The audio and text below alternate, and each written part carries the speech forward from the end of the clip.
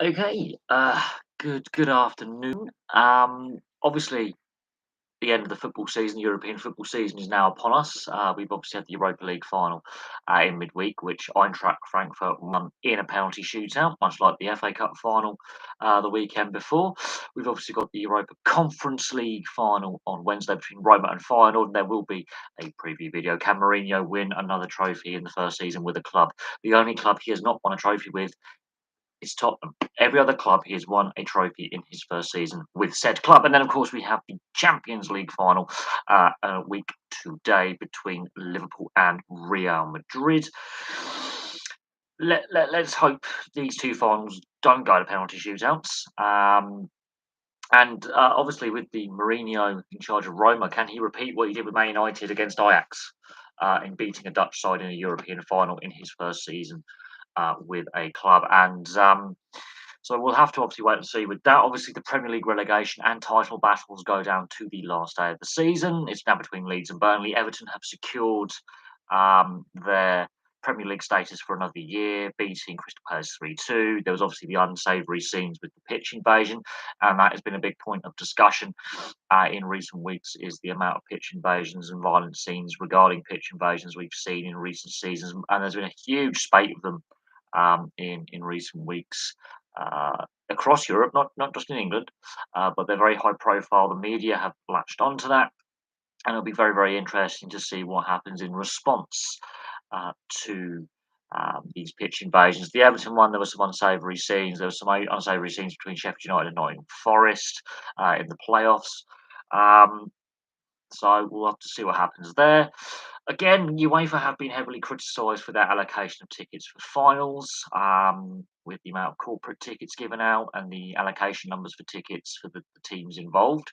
And of course, the Conference League being in Tirana in Albania, a city with limited infrastructure for fans in regards to hotel space and facilities for fans. So imagine if Feyenoord and Roma took loads of fans and fans without tickets turn up. I don't think that's going to be a major problem, but I think the location of that final suits the Roma fan base better than the Feyenoord fan base because of the Albanian links with ferry and airline services to mainland Italy. So it'll be interesting to see how many Roma fans turn up, how many Dutch fans make it from Rotterdam all the way to Albania. So that will be a really interesting dynamic on Wednesday. I think the best way for the Europa Conference League to go forward is to re-strengthen the connection with the World Cup Winners' Cup.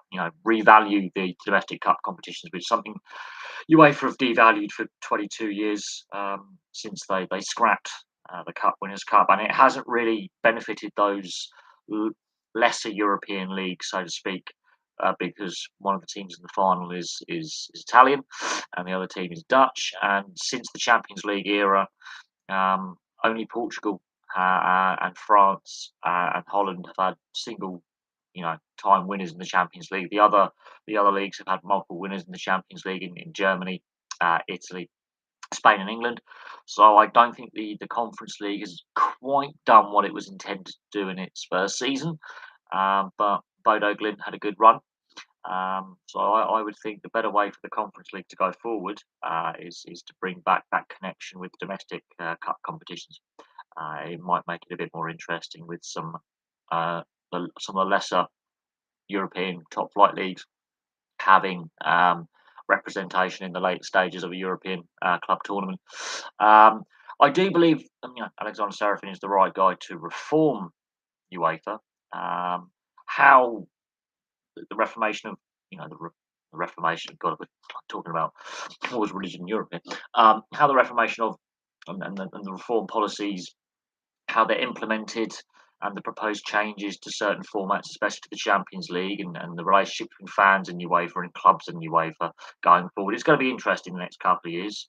I think the spending rules are going to make things very, very interesting. I think the Major League Soccer could massively benefit from the potential of clubs having to reduce their expenditure, primarily their wage bills. I really do. I think the transfer market is going to change massively, and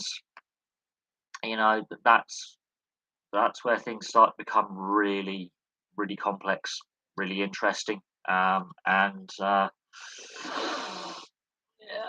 you know, oh, I've got to sort my hair out. It's getting too long.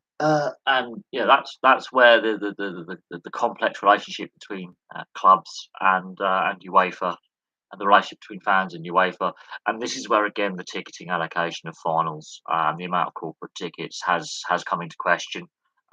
In with these three finals, there has been a backlash again, very similar to 2019, where it was just four English clubs in the two finals that year. And again, the ticketing allocation, the price gouging from online ticket touts and online ticket resellers, the amount of ticketless fans turning up um, to to the matches, the prices of the tickets as well, um, and then that was heavily criticised. And that's before the COVID pandemic. Now that we've had the pandemic, UEFA and the clubs and the leagues trying to recoup losses. Massive losses have been made. We know about the European Super League, our idea, and what that basically meant in planning. I'm going to take these glasses off because I can't see. My hair's a mess. Put my hat back on. My hair's just a fucking bedhead. So yeah, there was a lot of criticism of how clubs and leagues tried to recoup losses. There's still massive contracts being paid out to players. The transfer market still is massively overinflated, and we've seen clubs basically flagrantly breach financial fair play, and that current system basically fail. So we'll have to wait and see how UEFA implement their proposed changes with their sliding scale of losses and profits system and their new financial rules coming into place in coming seasons. That will be highly interesting. So yes, two major European finals left. Final of the Premier League season tomorrow. We've got the League One playoff final today. It's the business end of the season now. It'll be either Leeds or Burnley that get relegated with Watford and Norwich. I think Leeds are better prepared financially for a drop down a division. Burnley, it will be disastrous. They're in a very similar ownership situation to Man United. Leverage takeover, a lot of debt saddled upon the club, and a relegation would be curtains. Everton, there's still the ongoing concern about their breach of financial fair play. They most likely start next season with a points deduction, so they're going to have to make some massive changes, obviously, in the off season in regards to their playing squad transfers and whether Lampard's still managing next season. It has been a bad week, yes. It's not just an English problem; it has also happened in Europe. A friend of mine is in Bulgaria on his summer holidays because he's Bulgarian, and he went to the Bulgarian Cup final, and there was disorder there as well. Um, So this is not just an English problem, but yeah, some of the scenes that we have seen, the incident involving Sheffield United and Nottingham Forest, the scenes at Goodison Park. Well, was it Goodison Park or Crystal Palace? The scenes between Everton and Crystal Palace were, and Patrick Vieira. I mean, he's got to defend himself. If that guy's going to get in his face, it's a pity Vieira didn't 2-foot him. To be honest, that would have been quite. The scenes at Celtic with fans getting on the field as well. Um, but questions have to be asked of the stewarding and policing. Who pays for the stewarding and policing as well? Stockport County as well. Yeah, we there's that celebratory pitch invasion, but then there's that idiotic element that goes with it. And in years past, it was generally seen as an expression of joy, and there was no harm, no foul. Unfortunately, when we say pitch invasion, I mean, I could go back over a decade to West Ham Millwall in the League Cup 2009 and the constant disorder at that particular match. And that will be coming up in my Mark Noble video because that's part of, I think it was one of the games Mark Noble in his early West Ham career played in. I think Billy Sharp he got assaulted. Patrick Vieira was involved with an altercation. But it's not just happened here. It's happened in Australia as well in the rugby league. We've seen, in recent weeks several incidents where there's been some unsavoury incidents where there's been pitch invasions. And again, questions do have to be asked about the security protocols. Who pays for the policing and the security? Doing security on the cheap, because some of these stewards are just not up to standard. Let's be honest. They're not even close to being appropriate. Um, who fits the bill? Do you get the security proper security to companies in? What happens? Because policing numbers have been cut. Let's not kid ourselves. And it is a symptom of society as well. Sport is the issues within sport show the issues and ills within society. There has definitely been an uptick in violent offences in the last few years. The Euro 2020, Euro 2020, what was Euro 2021, but Euro 2020 final at Wembley last year. The rampage, the disorder there. What we saw in France in 2016, not just English fans as well, there were other fans who misbehaved in 2016 at the Euros. So it's not just an English problem. There's been incidents in Scotland and on the continent. So it's not just an English problem. Let's be very, very clear on that. Yes and no. That there was that incident at Nottingham Forest Leicester in the FA Cup. There's been a multitude of incidents this season and last season. And there were incidents before COVID as well. I remember Chris Smalling and Jack Grealish being attacked, accosted by fans physically, assaulting them. And the crap I got on social media for the comments I made going, well, actually, to be fair, this is actually classed as assault. You do that at a pub and the victim wants to press charges and the police want to press charges, then you're facing a court date. Now, whether you get a suspended or an actual custodial sentence, community service is irrelevant. There is an issue where, the question mark of drug and alcohol use. We've seen this at Magic Round in the NRL as well. There was a couple of unsavoury incidents last weekend with missiles being thrown at Jackson Hastings when he was taking a kick at goal, to fans fighting amongst themselves in the stands. Should there be alcohol bans put in place, and not just in stadiums, but in the areas around the stadium? It's not going to stop fans consuming alcohol on the way to the ground, but if you limit alcohol sales in a 24-hour period before and after, you could limit disorder. Now, that's going to obviously punish local economies like pubs, restaurants, corner shops, supermarkets. They're going to have a reduced income, but unless behaviour changes, and that's going to put pressure on the sports venues, not just football clubs. It's happening at rugby league. There's been some actually incidents at rugby union, and again, I've seen some pretty clueless rugby union fans on social media claiming there isn't an issue at rugby, but there actually is, because Wales, especially Wales, been heavily criticised for the behaviour of fans at the Principality Stadium in Six Nations, and excessive drink, and it becoming a very uncomfortable, atmosphere where excessive alcohol consumption, and rugby league's got this problem. This is not just a football issue. This is a societal issue.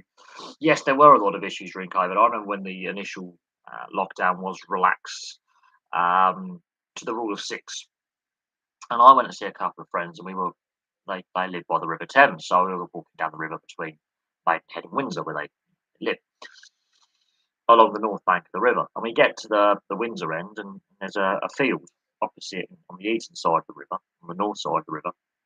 And you think there'd be a few small groups. People were actually setting up barbecues for 20, 30, 40, 50, 60 people outdoors. So people just didn't care. So behaviour has changed. There has been this selfish, entitled behaviour. This selfish mentality. We're becoming very Americanized, actually. Why should we be punished for the actions of others? Well, actually, there's a collective, and they say collective punishment is against the Geneva Convention. Bollocks to that. There has to become a point where, because you punish the majority will they'll sound out the minority for their dickhead behaviour. That's the way to do it. Is punish everyone. So you piss off everyone, so they eventually will single out and point out the troublemakers and go, "We don't want these people associated with our club, with our community, with our sport. Get rid of them." And then you can drop the bans. But unfortunately, there needs some dialogue between supporters groups, clubs, players, managers, coaches, because this abuse is happening in grassroots level as well. It's been going on for a while. It's been simmering, and it's reached a point now where there's been some very high-profile incidents in recent weeks, both here and abroad, in regards to fan behaviour. And they're less than savoury incidents, and there have been arrests made and criminal charges brought.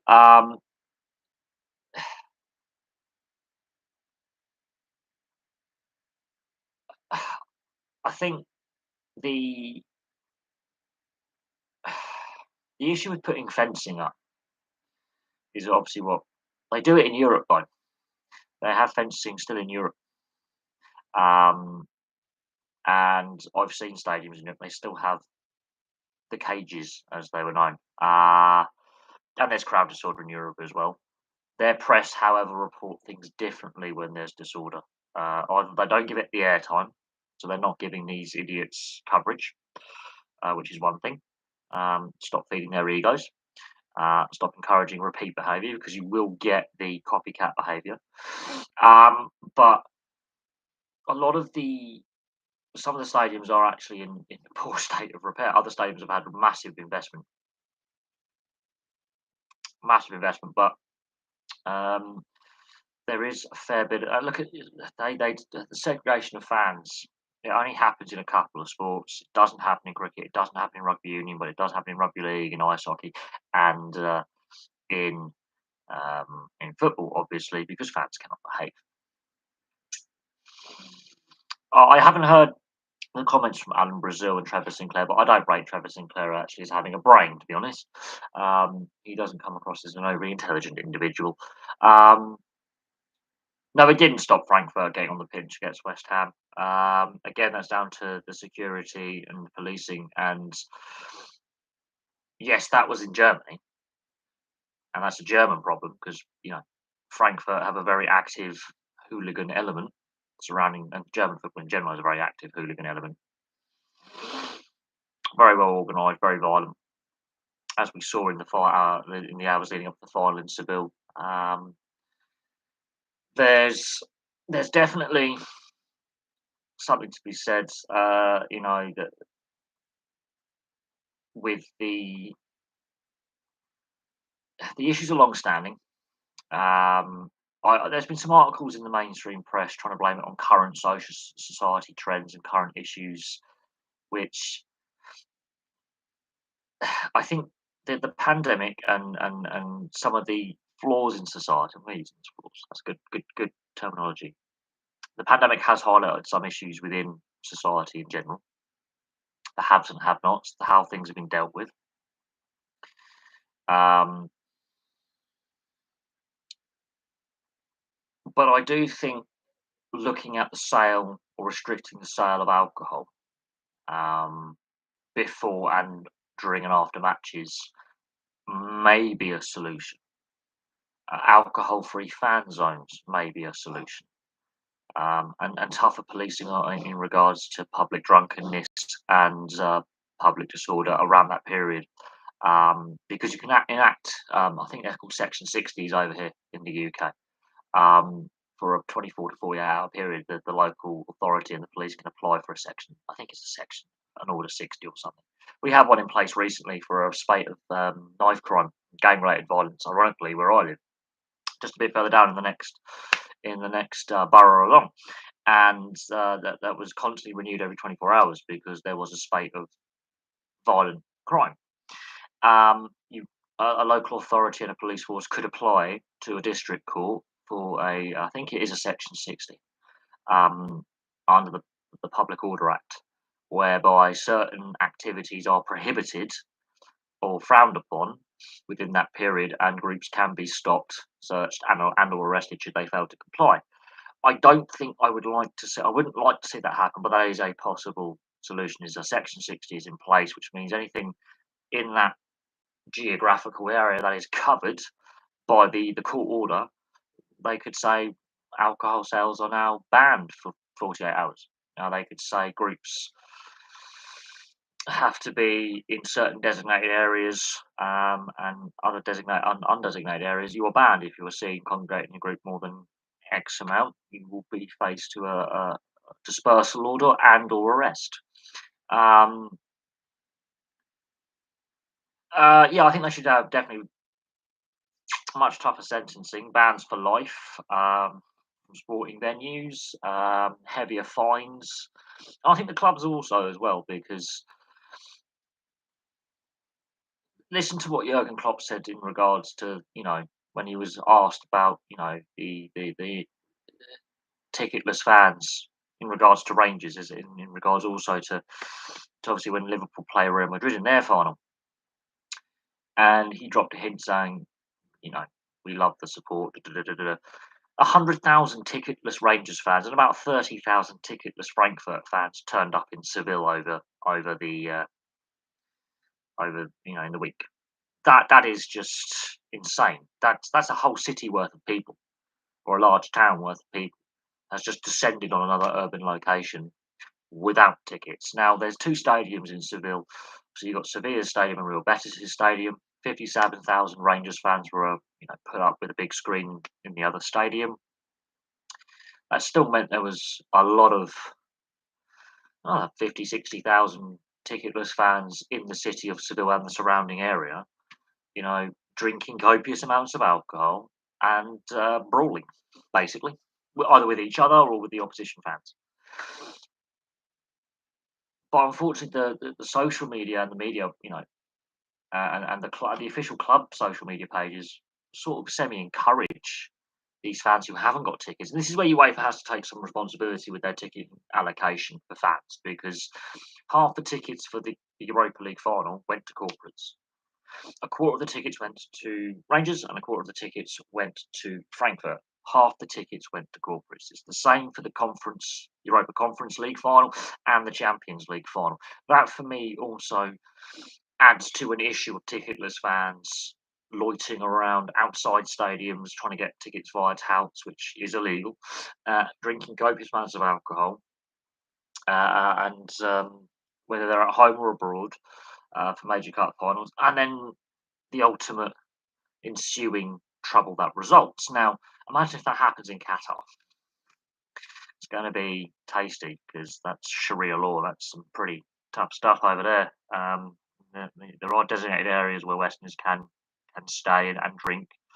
Once you're outside those designated areas and you do things that do not fall under Qatari law, you are in serious trouble.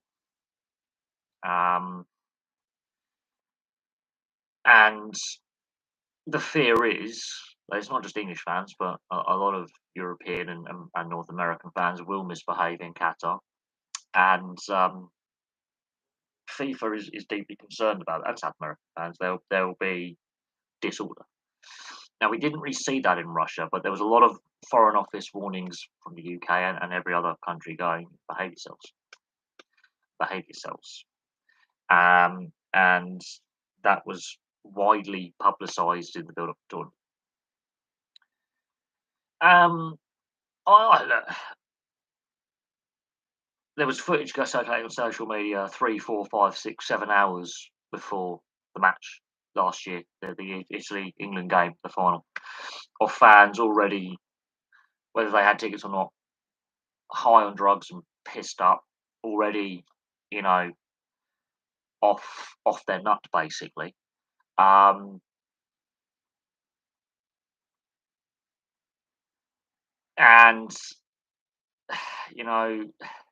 the police were just watching these people, which allowed the situation to get to a point where a lot of them.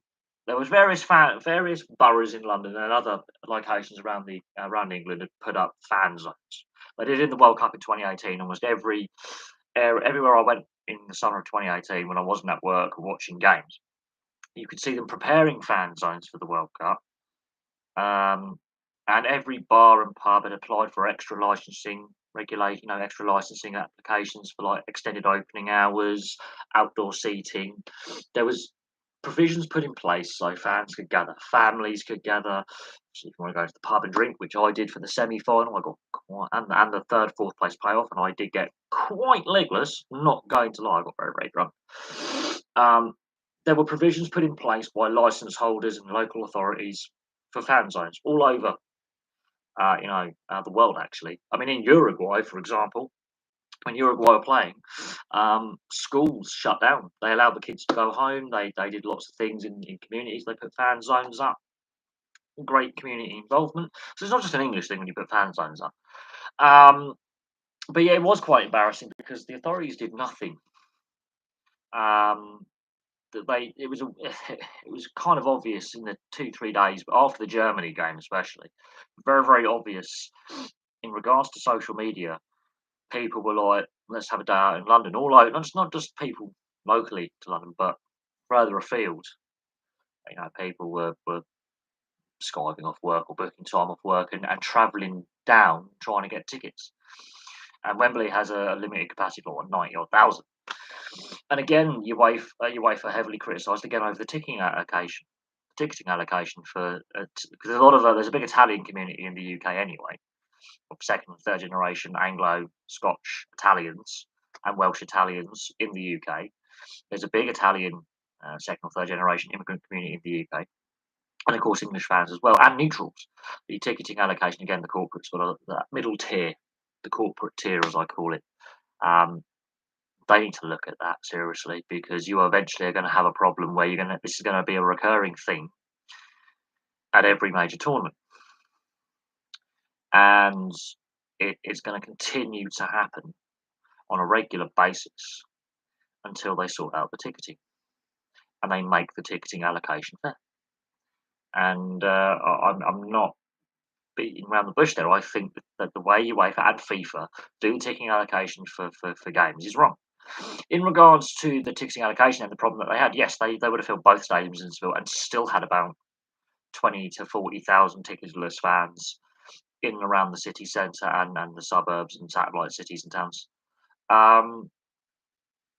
Well, yeah, I mean, look, 2018 and last year, there was a fair bit of alcohol flying in the air, but for the most part, it was in general. There's going to be idiots anyway, you guys. There's always going to be that small, group of idiots. It happens at Notting Hill Carnival all the way through to the cricket. There's always that one pisshead who does cause problems, or that one idiot in the stands. We saw it at Magic Round in the NRL last weekend. There was some unsavoury incidents.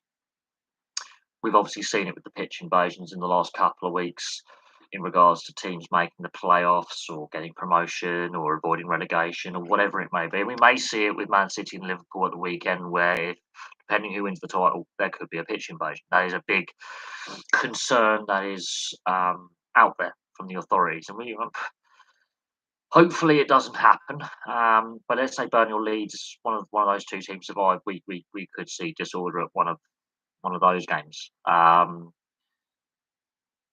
which is a fear. And Leeds and Burnley do have a bad reputation themselves, with high arrest rates with their fans at games. They are two of the most sanctioned clubs when it comes to fans in attendance disorder. Whether it doesn't get reported every day, you look at the number of arrests per season, and they are in the top 10.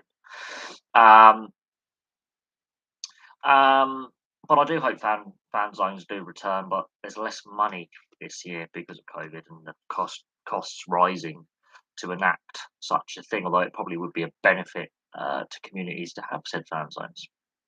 But they were very very positive in 2018. They were very very positive in last summer to a reasonable extent. And of course, it's a bit of practice because we've got the Rugby League World Cup coming up in the autumn, both men and women. And there's been not a lot of attention put to fan zones for that tournament, possibly because the budget isn't there. But if if the press, if the media properly promote it, and England have a good tournament, which is what I hope, and momentum builds, we could have some positivity in a different sport. In regards to fan zones, though, they've been great in the past. they've had, massive positive benefits, and we've seen them at many World Cups and Euros over the years, especially in the last 20 or so years. Fan zones have become the norm. They are designed to basically keep the hooligan element out, encourage families to go to the locations, and to encourage fans to mingle in a friendly, it's a World Cup, everyone together, or it's a continental Euros, mingle together and enjoy the occasion. And unfortunately, idiots continually um, do disturb, cause problems. And again, the in regards to limiting alcohol sales or banning alcohol sales, that is difficult to enforce. Business owners will be against that to a certain extent, but some communities will be in favour. It's a very divisive issue in terms of economics. Did my local football club? I do believe. I think several local sports clubs in 2018 did. Um,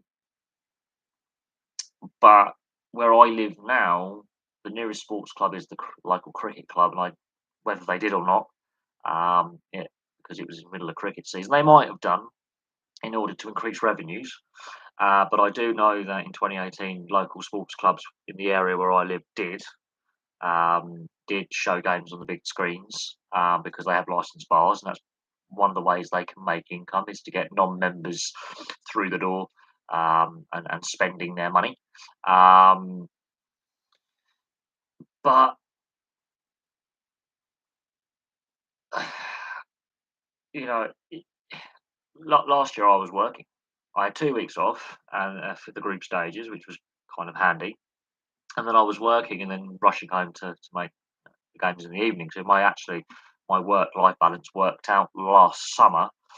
Then I had a few health issues and personal issues to deal with, but I watched most of the games last summer, and the timings worked out pretty well in regards to the hours that I work plus the timings of the games in the evening and the afternoon. So it sort of was a good work life balance.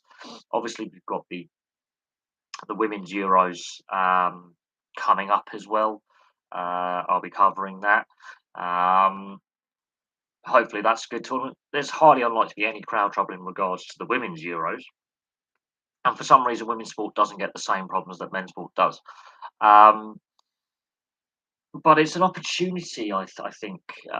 The thing is, this World Cup is taking place at a strange time of year because of where it's being held.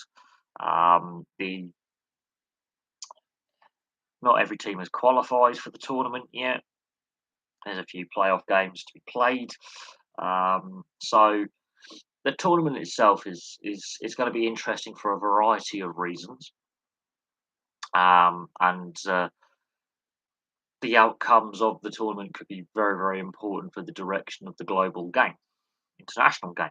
In regards to other international tournaments, there's been a lot of delays. Look at the Euros, look at the Women's Euros, the Rugby League World Cup. They've all been delayed by a year. So there's been a lot of reconfiguring of the international sporting calendar, media rights, and budgets for these tournaments. Now, hopefully, the Women's Euros go off really, really well. They're positive. They grow the women's game. There's always those idiots online who say women shouldn't be playing football. The quality's crap and it doesn't deserve the attention it's getting. But I think they'll change their minds if we win the bloody tournament, don't you? Because in order, I think there are, I think that's a difficult one. But no, the atmosphere I saw with the World Cup 2018 and the was completely different to 2014 and 2010.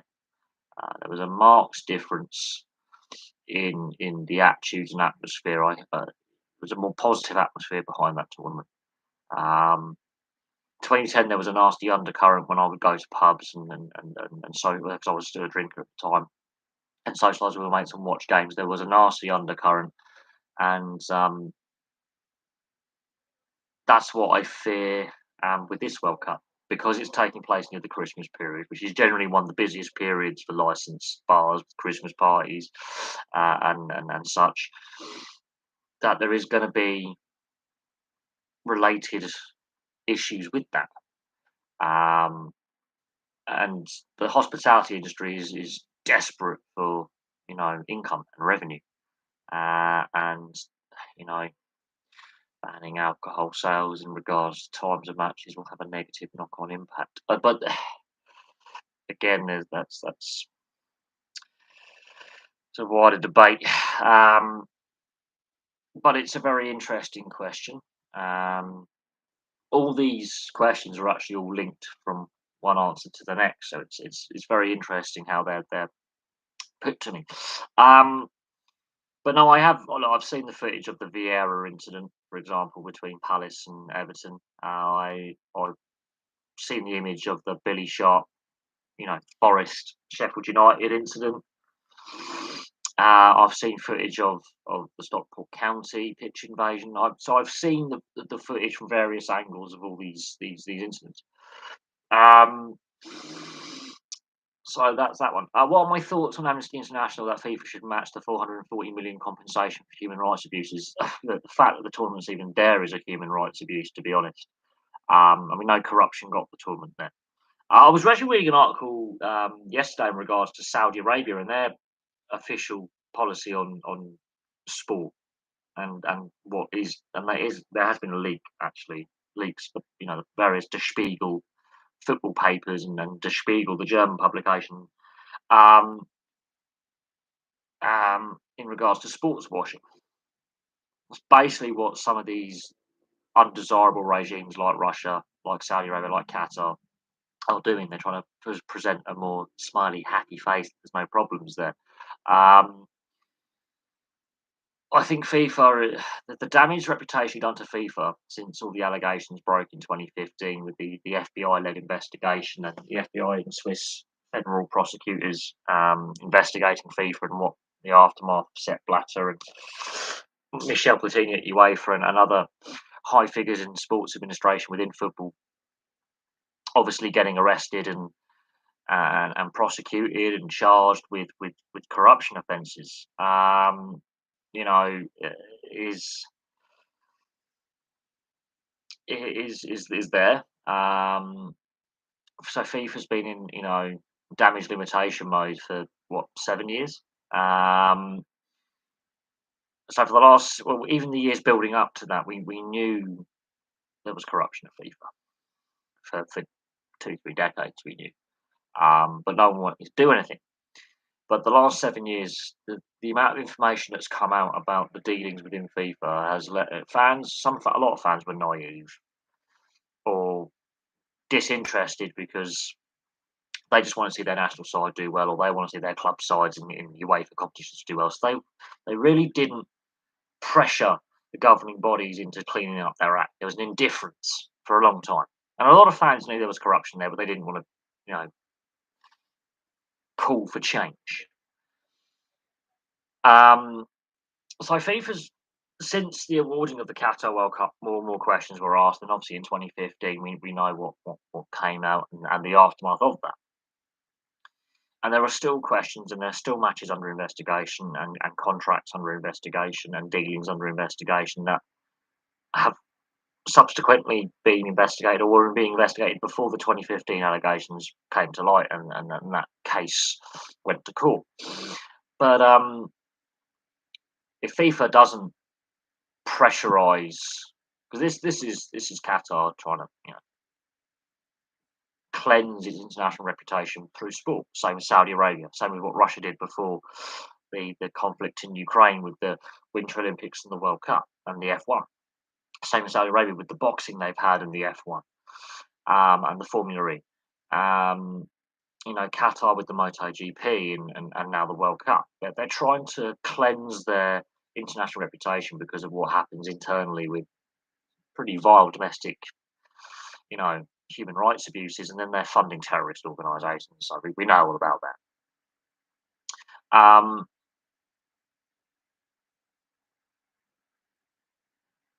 But I do worry for the 2028 Euros. Ironically, with the country that has the best chance of being awarded it, because Turkey has got the issues with the Syrian border and the Syrian civil war and the Kurdish separatists. Russia is currently banned from international competition, yet they're wanting to apply for the tournament. And then there's us. So I think we do get the tournament. The social ills, unless there's radical, I mean, a lot can happen in 6 years. Let's be honest. I mean, a lot can happen. A lot's happened in two. So a lot can happen in the next 6 years, but looks like in the last 6 years with Brexit and basically dysfunctional government. So yeah, a lot can happen in that time frame, and a lot quicker as well.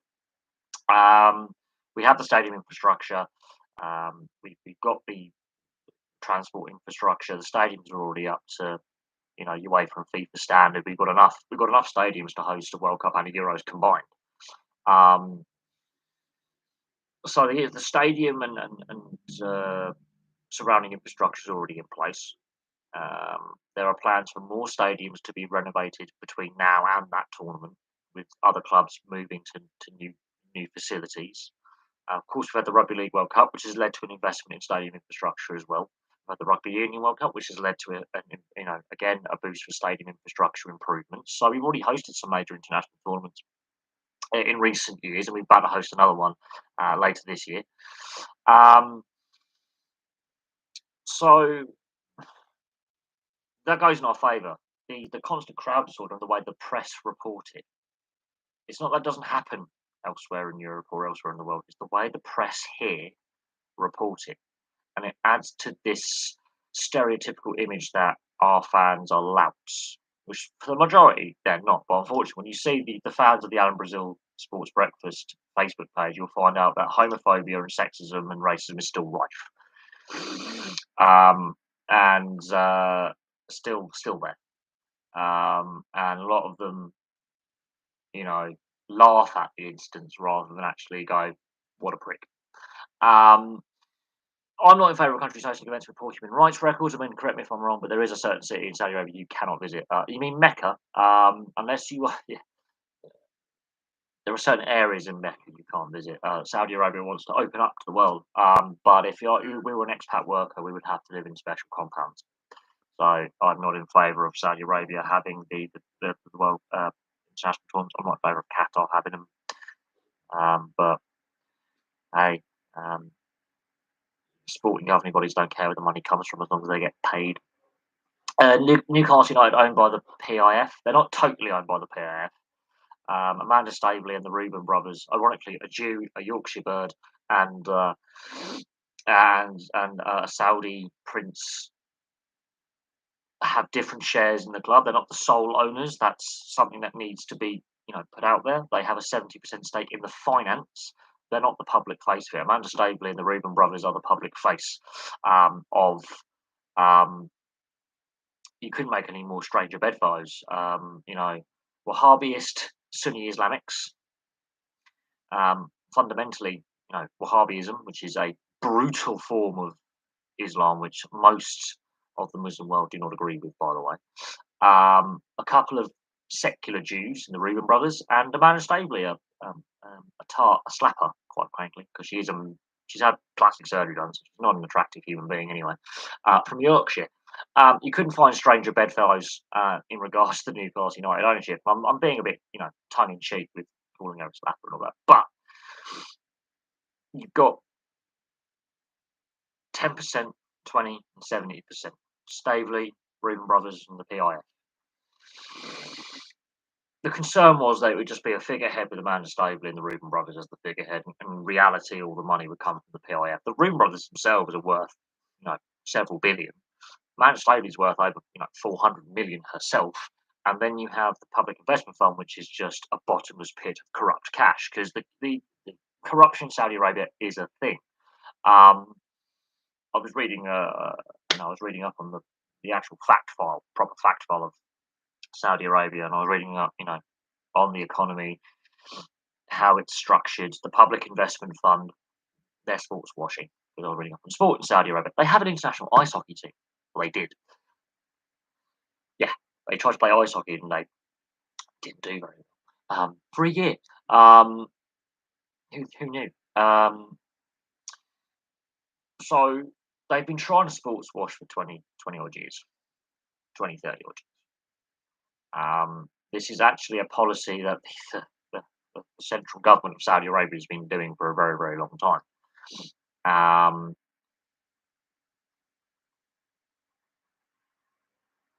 Secret documents there have been leaks of secret top level classified documents in regards to the public investment fund and what they actually term it as sports washing. We need to clean our public perception of what the country's all about. The human rights record is a joke, no doubt on that. But then, why was it then that the Premier League clubs for 18 months delayed the takeover, but we were happy for Man City to be sports washed by the UAE? PSG. There was no outcry when the Qatari government basically bought PSG. There was no outcry when Abramovich bought Chelsea with links to the Kremlin. So there was no outcry when other Russian and Chinese and Arab money and dirty overseas money was flooding into the European game for 2.5 decades. Suddenly, there's an outcry. I don't get the hypocrisy behind that. I really don't. And while look, Newcastle United deserved owners who actually want to invest in their club, want to invest in the infrastructure of St James's Park, the training ground, their links with the community. Because it was only until the end of Mike Ashley's ownership, COVID notwithstanding, that fans started boycotting, and there were empty seats. They always sell out St James's Park, regardless of how the team is doing. But the hypocrisy behind the other Premier League, I think the only Premier League club that has really shown itself in recent years to be proper, decently run club with a foreign owner is Leicester. They're the first ones to voice criticism over the plans to shrink the Premier League to 18 clubs brought up by Liverpool Man United, with American ownership. Tell them no. They were very, very public very early on about the European Super League, going, you've just devalued, you go ahead with this, you've devalued the domestic competitions across Europe, we don't want it. And they're foreign owned. But no one has a bad word to say about Leicester. Their performances this season have been as good as they were the year before. But no one has a bad thing to say about Leicester. They're a well-run, well-respected club. The way they're run, the connection between the club and the community, you couldn't ask for better. And then you go to the other end of the scale with clubs like Man United and Everton, who are badly run, where there's been a lot of unsavoury incidents with their fans. On social media and incidents on the field. We've seen obviously Chris Smalling get sucker punched by a fan a couple of years ago, and it wasn't many. I mean, and there's been incidents with Liverpool fans as well. You look at their social media and the abuse their players receive. I mean, Harry Maguire getting death threats was just unacceptable.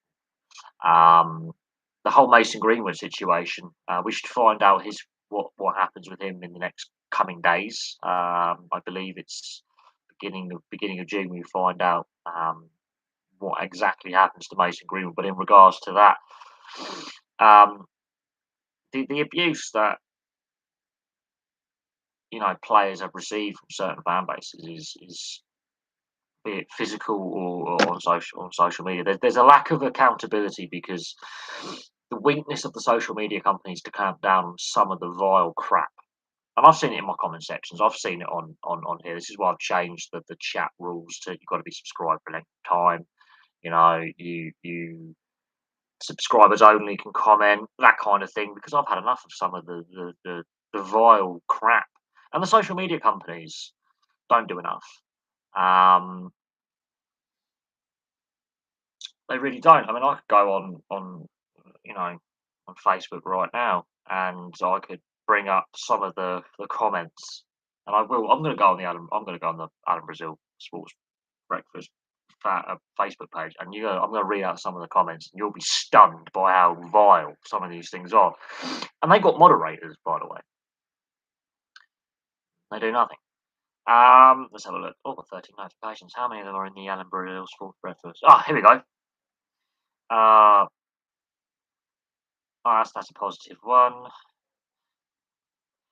There's all right. A Sunderland fan swimming in Trafalgar Square with goggles and a cap. Yeah, the Sunderland fans are already like, technically that's illegal, by the way.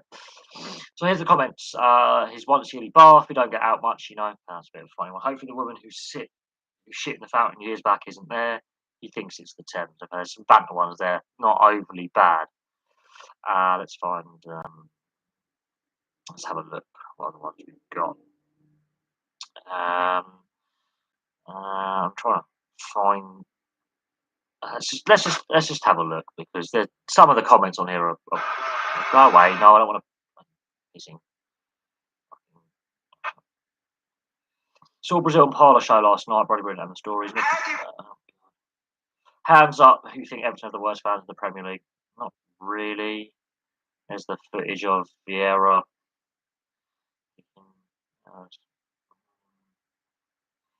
Darren Bent so far up Laura Wood's arse and Talksport. It's embarrassing. Let's have a look at what they say about Laura Woods and Darren Bent. You'll be up her arse given a chance. To be fair, I wouldn't be so far up her arse. You only see my feet. Can't bear either of them. Hurry up Thursday with Brazil. Someone obviously isn't, Alan Brazil reducing his time on Talksport. Both of them a good reason to switch off and listen to Absolute Radio. He's crap, so slow and boring. Ring a bell, just like on the pitch. Not a bad place to be though. So sexist comments as you get. I wish there's some racist ones in it that I'm not going to even give the light of day to. People moaning about them all the time, then why listen? Simple answers don't turn on Talksport when they're on. Really don't get the moaning wet letters on here. That's a fair point. So most of them are quite vilely sexist and racist, to be fair. Let's have a look at this one. Something to do with like Everton.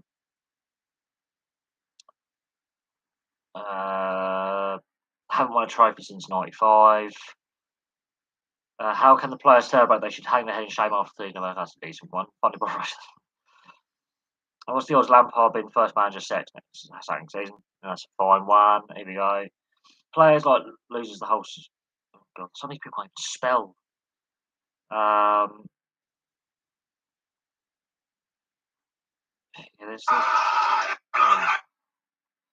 Female referees to officiate the men's FIFA World Cup for the first time in history. Let's have a look at the comments on here. Do you want Liverpool to win the Champions League? I don't. I find Scousers insufferable. My dad and my granddad were Scousers, so unfortunately, I want to see an English side do well. But as a neutral, I'm just going to watch the game and review it. Here we go. So this is women referees at the World Cup. Let's get all comments up because there's a lot of them. Okay, first comment. Well, that's fuck the World Cup up. Should only males officiating the games. Can't do any worse than the male clouds we have at the moment. Good. Can't be any worse than the shower of shite in the Prem at present. As long as they pass the same physical test as a male referee would, then no problem. Someone obviously doing an unbelievable job, Chris Kamara. I feel sorry for their husbands. Don't know why I feel sorry for their husbands for. Who's cooking the dinner then? First sexist comment. They'll be blind for fouls that happened in the last World Cup. Another sexist comment. Who will drive them to a stadium? Another sexist comment. Good. Hopefully, you won't have any prima donnas gobbing off to them. And if they do, they'll have bigger kahoonies than the male refs to send them off. Fair enough. It's just a game. Another sexist comment. Whatever next? Another sexist comment. Someone says just no. Fair enough. Will they make the lads a cup of tea at half time? Another sexist comment. Red cards. Red cards galore if they're on their period.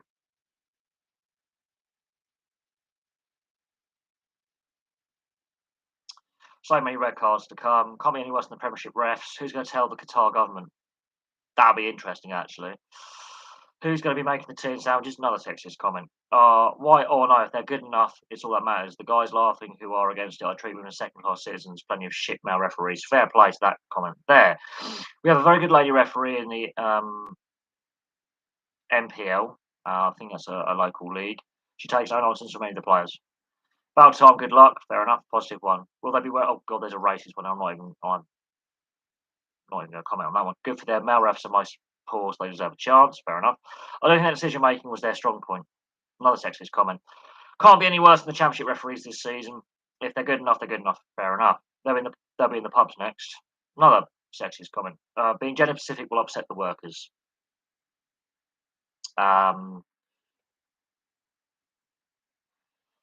Who'll be ironing the strips? Another Another sexist comment. Someone saying they'll be calling fouls from 4 years ago. That's a boring joke. They'll be handing out cards for fouls committed 5 years ago. Another sexist comment. Well, absolute disgrace. The world's gone mad. Just keep the white community quiet. God, someone who can't cope. Clearly a right-wing Brexit voter. Great, maybe everyone's grown up a little from the comment section here. No. Why are you giving me a red card, ref? Well, if you don't know, I'm certainly not going to explain it to you. Another sexist comment. A bit of a snag if she's fallen out with the assistant ref that week. Another sexist comment. There'll be cards given out for fouls plus 5 seasons ago. That's another ongoing one. Another sexist comment. Why? Why not? I'm all for equality. Let them play as well. At the end of the day, if FIFA feel like reference standards equal. Pity the husband of the wife getting the final, washing up an iron will be stacked on return. Another sexist comment. Fuck my life, there'll be red carded players from the 66 World Cup, bitches can't help digging up the past. Another sexist comment. God help him. Another sexist comment. Oh no. Another sexist comment. Here's the other something he said 4 years ago on a Thursday. Another sexist comment. Pushing the agenda all the time. Well, that's someone trying to make it political. As long as they're on the top, as long as they're a top class, I'm okay with it. Why can't we have 2 channels on Sky, one for women, so we can have our own football back? Another sexist comment. So in the Women's World Cup, no matter referees are allowed, but Men's World Cup have female referees. Okay then. That is a fair point. Can't be any worse than the shit we see in the Premier League week in, week out. Mike fucking Dean to name one. Well, Mike Dean is actually retiring, so we don't have to worry about him anymore, and he is a poor rep. 0 red cards, they'll be inducing the naughty step. That's another sexist comment. Better than Mike Dean. Well, anyone's better than Mike Dean because Mike Dean's a terrible ref. Won't keep up with play, hoovering the box after a corner. Another sexist comment. What's the need to highlight women ref? Finally, someone with a brain. Someone seriously had 8 views on here. Kits be nicely ironed. Another sexist comment. They'll be given free kicks for tackles that happened years ago. Another sexist comment. In a country where women don't have any rights. That is very interesting. Female referees in a country where women's rights are restricted. That is interesting. Another sexist comment. I'm not even going to repeat. I'm talking about red cards. They'll be bringing up shit that happened 5 years ago. Another that's more like to be transgender. So now we've just got a bizarre comment there. Now they're criticising male. Don't get the media hype about women's football. But so what if it's women's officials? Not you stare at them for 9 minutes as you watch the game. Is that Arteta? Oh no! Another reason not to watch this corrupt brown envelope festival. The reason not to watch it is because it's in Qatar, not because females are refereeing. Another sexist comment. Another sexist. God, there's a rule. If it's another sexist comment. Why you are knowing that some of the blokes doing it are dire anyway. Fair enough. Can't even be more. Oh god. So basically, the comment section there is just diabolical. Ray Parler, Fabio Grosso, the instant at the Everton Crystal Palace game, West Ham, a lot of video content. I'll probably get some violations for copyright violations. Am I going to do a preview of every World Cup game of the 2022 World Cup?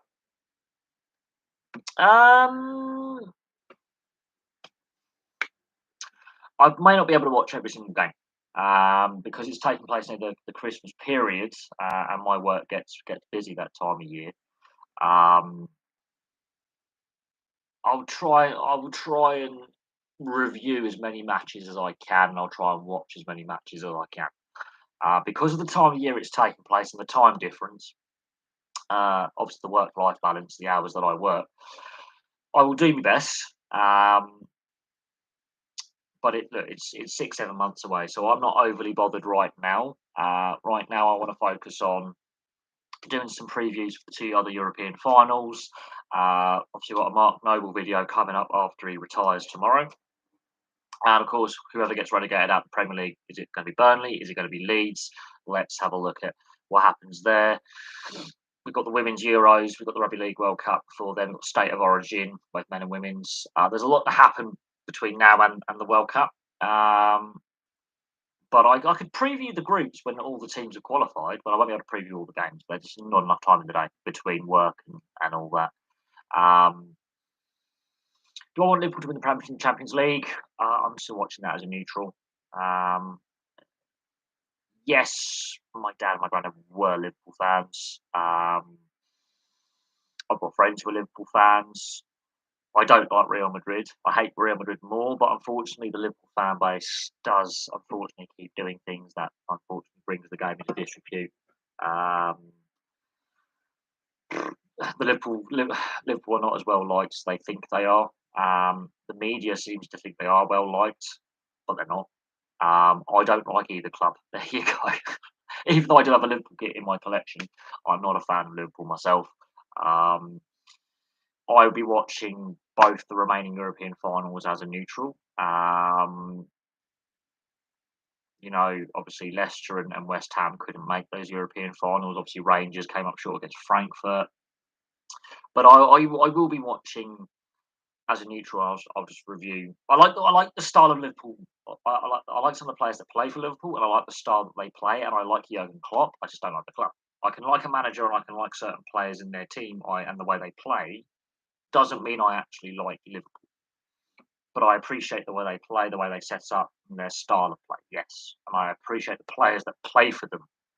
The fan base, I don't like. I've been to Liverpool. Um, mixed views. Mixed views. And with the way, the abuse that the Everton fans have been dishing out to their own players, I'm not surprised they don't want to really play very hard. I do feel, look, Lampard's kept them in the league. Could Rafa Benitez have turned that situation around? That is hypothetical. He did so at Newcastle in several seasons. Um, I think Lampard is the first to lose his job next season, but I also think Everton start next season with a points deduction. That's something. I think Everton start next season with a points deduction because of their off-field financials. I think whoever goes down, if it's Burnley going down there, they won't bounce back up. If it's Leeds going down, they will. So that's going to be interesting. But if Leeds go down, that has a bigger impact on the England side going forward than Burnley going down. Because Calvin Phillips and Patrick Bamford are in and around that England squad. Leeds going down has an impact. Now, will they stay at Leeds or will they move on to other clubs? Burnley going down, I don't think has as big an impact on the England setup. So that's another interesting subplot. If Everton have gone down, there are England players with Everton as well. How long does BT Sport have the UEFA Champions, Europa League, and Conference League? I remember watching the Champions League on ITV. The way they get round the rules is they show the finals on their YouTube channel for free. I don't know how much longer BT Sport will have the rights to European football. There is growing pressure to bring it back to free-to-air coverage. And Sky's already relinquished the Nations League. So that's with the restructuring of Sky. BT is losing and hemorrhaging money. Has been for a very, very long time. But there is growing pressure. And there has been there was a great criticism when it was taken off ITV. Great criticism. Way back when. And with the rising cost of everything, and with what we've seen in the last 2 years, that BT have lost the FA Cup. So there is a growing narrative to put more tournaments like that back on a shared free-to-air and subscription basis like it was before. The system, why change a system that works? Why fix what isn't broken? The reputational damage is that UEFA were chasing money. And what we've seen in the clubs, and what we've seen is these clubs that play in these competitions are all broke. Literally, if they were standalone businesses without these wealthy owners and not part of bigger groups of businesses, they would all be in administration. They would all be in liquidation. So you have to question where all that money has gone. And it's not just on player wages and agents' fees and transfers. There are massive black holes in football finance. Massive black holes within football finance. But my love with football has been broken because what I enjoy most is not league play. It's the cup competitions. That's where I pick a team for that season and follow their cup run. Doesn't matter if it's in a European competition or in a domestic cup competition like the FA Cup, League Cup. And that's where my proper joy of football came from. Was watching the Champions League on ITV, watching the old UEFA Cup at one point it was on BBC, then it was on Channel 5, then it was on ITV, then it was split between Channel 5 and ITV. And watching the old Cup Winners' Cup on BBC as well, and Channel 5. And then it all went on to ITV. But that's where my joy of the sport really comes from. Truly, truly comes from. Of course, Blackburn winning the Premier League and of course Blackburn winning the League Cup as well in my lifetime has helped with that. But that's where my connection with the sport really was driven, and then taking that away and making it harder to access and more expensive to access has definitely put me off the sport. And then with what's come out with how badly managed the sport is, the corruption in the sport, the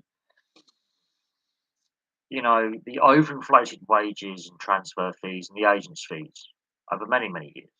And Renola was, unfortunately passed away before we could ask a lot of questions about some of his financial dealings, but that when the player agent becomes a celebrity or a major public figure in their own right, that's where the system is broken.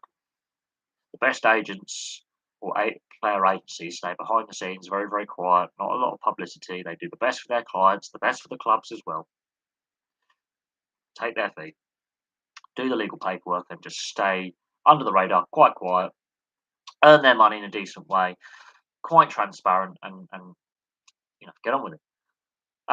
Channel 4 is getting the Nations League from this summer. Sky have relinquished the rights.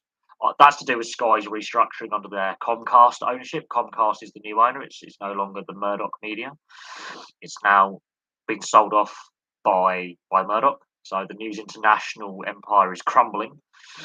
So it's now owned by Comcast, which is a US broadcaster that has sports channels over in the US, and they are restructuring. And this is part of their restructuring plan that goes pre-COVID. However, COVID has accelerated some of the losses that Sky have faced, and we've seen with the changing of Soccer Saturday, Soccer AM, some of the old guard like Jeff Stelling and Chris Kamara and Matt Letizia and others being pushed out. TalkSport is owned by Sky. We've seen lineup changes. Alan Brazil is taking now on 2 days a week. He's winding back his presenting duties. There's been changes on TalkSport by Sky. So there has been structural changes with the public face of Sky, and the TV rights they bid for, and the TV rights that they hold. Now, Channel 4 has picked up a lot of free-to-air sports coverage. How long? I'm not a fan of Channel 4 having the coverage. I think it should go to BBC, Channel 5 or ITV. They're more accessible with their online presence, with ITV Player and BBC website. Channel 4, it's a really shocking, not as good as the iPlayer. You can't watch things live as easily. It's just clunky and horrible, and that's going to put a lot of people off. And Channel 4 is hemorrhaging money and has been for a very, very long time. It's partly publicly funded, partly advertiser funded, and advertising revenue has fallen. And TV license revenues, which is what helps pay for it, have also fallen as well, with people cancelling and refusing to pay. So Channel 4 itself is going through a privatisation. They have picked up a bit of the Super League rights, shared rights with Sky with the Super League, Rugby League, and they've now picked up England Internationals and the Nations League Internationals. Now, if they are to do that, they need to massively improve their online, because it's shocking, quite frankly. ITV and BBC have far better live online feeds than Channel 4 ever has, and the Channel 4 online is so clunky. It buffers all the time. It's not well designed. But if people are willing to watch Channel 4, it'll be interesting to see the commentary lineups they put in place, because Channel 4 is a very left-leaning broadcaster. That might put a lot of people off. So the viewership figures are going to be important. Come the end of the calendar year, the viewership figures will give positive or negative feedback, and if they're not great, or if there's a lot of criticisms over the production values and the quality of the presenting teams and the commentary teams they put together, that will have a big bearing on whether they have the rights for the next 4 year cycle, because obviously we've got the qualification, we've got the World Cup, then we've got the next Euros, and then there's these qualification cycles. And if it doesn't work, and with Channel 4's future about who funds the organisation and funds the network up in the air at the moment, it will be interesting to see long term whether further investment is put into their live feeds online, and further investment, obviously, into their sports rights they've acquired.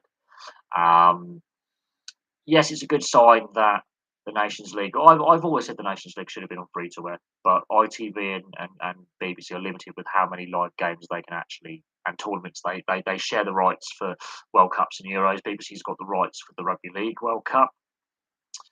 If BBC didn't have those rights and say it was ITV, I think the BBC would have possibly got the UEFA Nations League games, or ITV.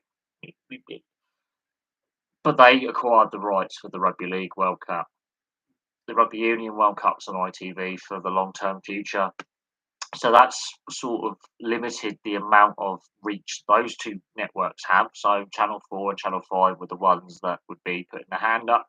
And, Channel 5 a bit more right-leaning, Channel 4 a bit more left-leaning. They've gone with Channel 4.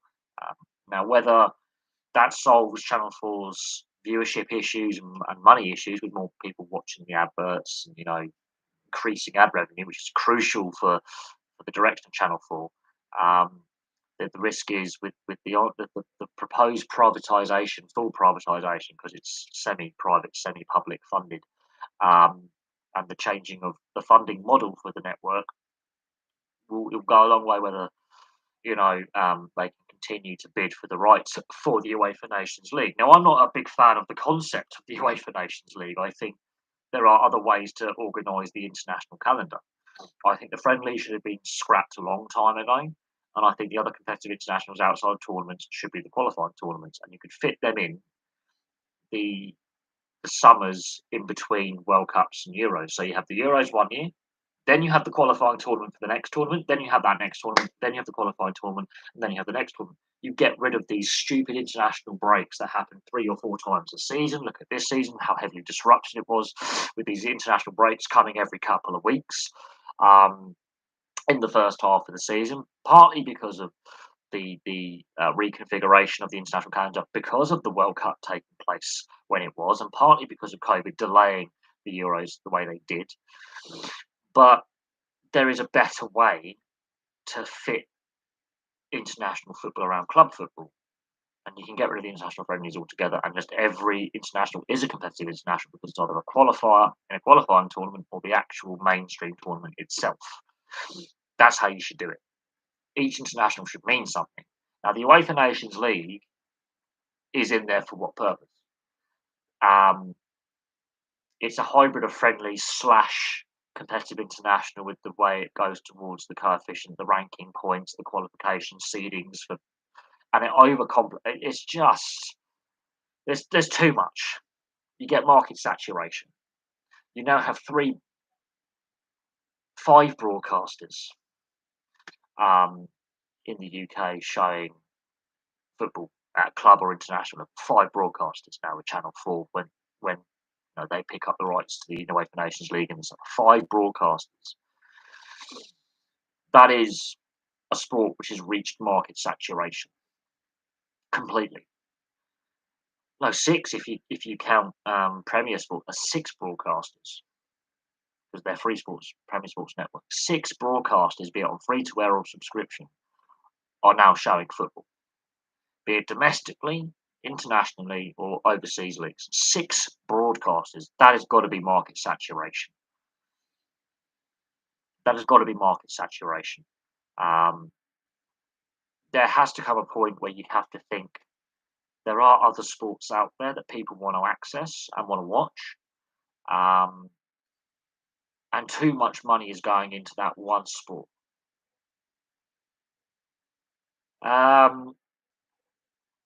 Yeah, I think every governing body regionally under the FIFA umbrella is now bringing in these secondary competitions in between what we call the Euros World Cup cycle, in between the gaps in the competition cycle.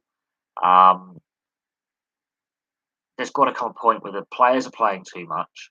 There's market saturation for the product because you've got, as I say, 6 networks now. 6 have got rights to football in this country. Yeah, what is funny is in France, the TV deal for the French league collapsed over COVID. Collapsed. And their sports networking share is far more evenly spread out with the domestic TV rights for the various sports and the overseas rights for sports in France.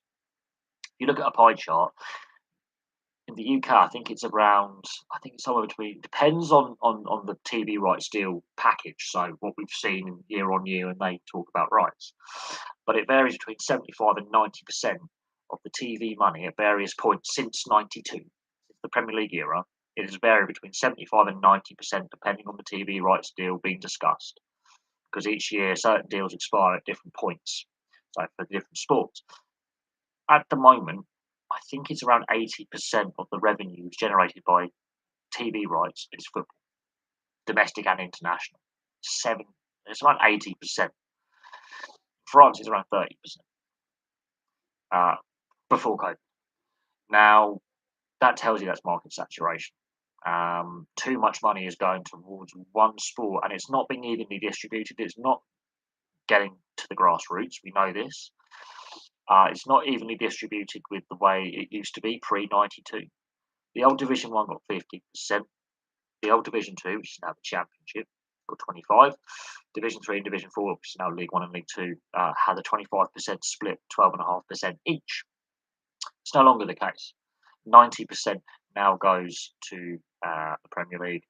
Majority of the rest goes to the Championship, and a little bit goes to League 1 and League 2. So the way that the TV money is now distributed is completely unbalanced. I think, or 75% goes to Premier League now. It's completely unbalanced. Completely unbalanced. It's top heavy. It's overweighted, and it's not fit for purpose.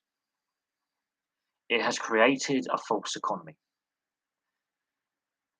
which leads to the European Super League, which leads to Derby County situation, Bury situation, leverage takeovers of clubs like Man United and Burnley, the financial troubles that Leeds have had over the last 20 odd years. You see what I'm getting at here. You're now seeing the issues of this. I'm using just examples. I mean, Chelsea got 1.5 billion in debt, and that's just domestically.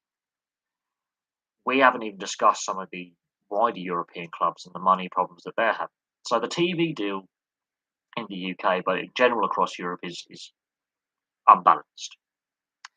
Other sports are suffering as a result of the money being tied up in a very unbalanced sports media rights funding war, basically. So other sports have suffered as a result of less TV money being available for TV deals to be distributed within their sports. Now, some sports don't have as higher wages for their players, which means they don't require as much wealth coming in. They are reasonably self-sustaining. It was the TV deal in France. You have, if you vaguely remember your French lessons at school, I vaguely remember mine. The TV deal in France is a lot different here. It's worth a lot less money than what it was. Now, the Sky brand, the Sky TV, Sky Sports brand, which is basically partly Murdoch. It's like Virgin Media with Richard Branson. They put their name to the brand, and then the actual operating rights are done by someone else. When COVID hit, the TV deal collapsed,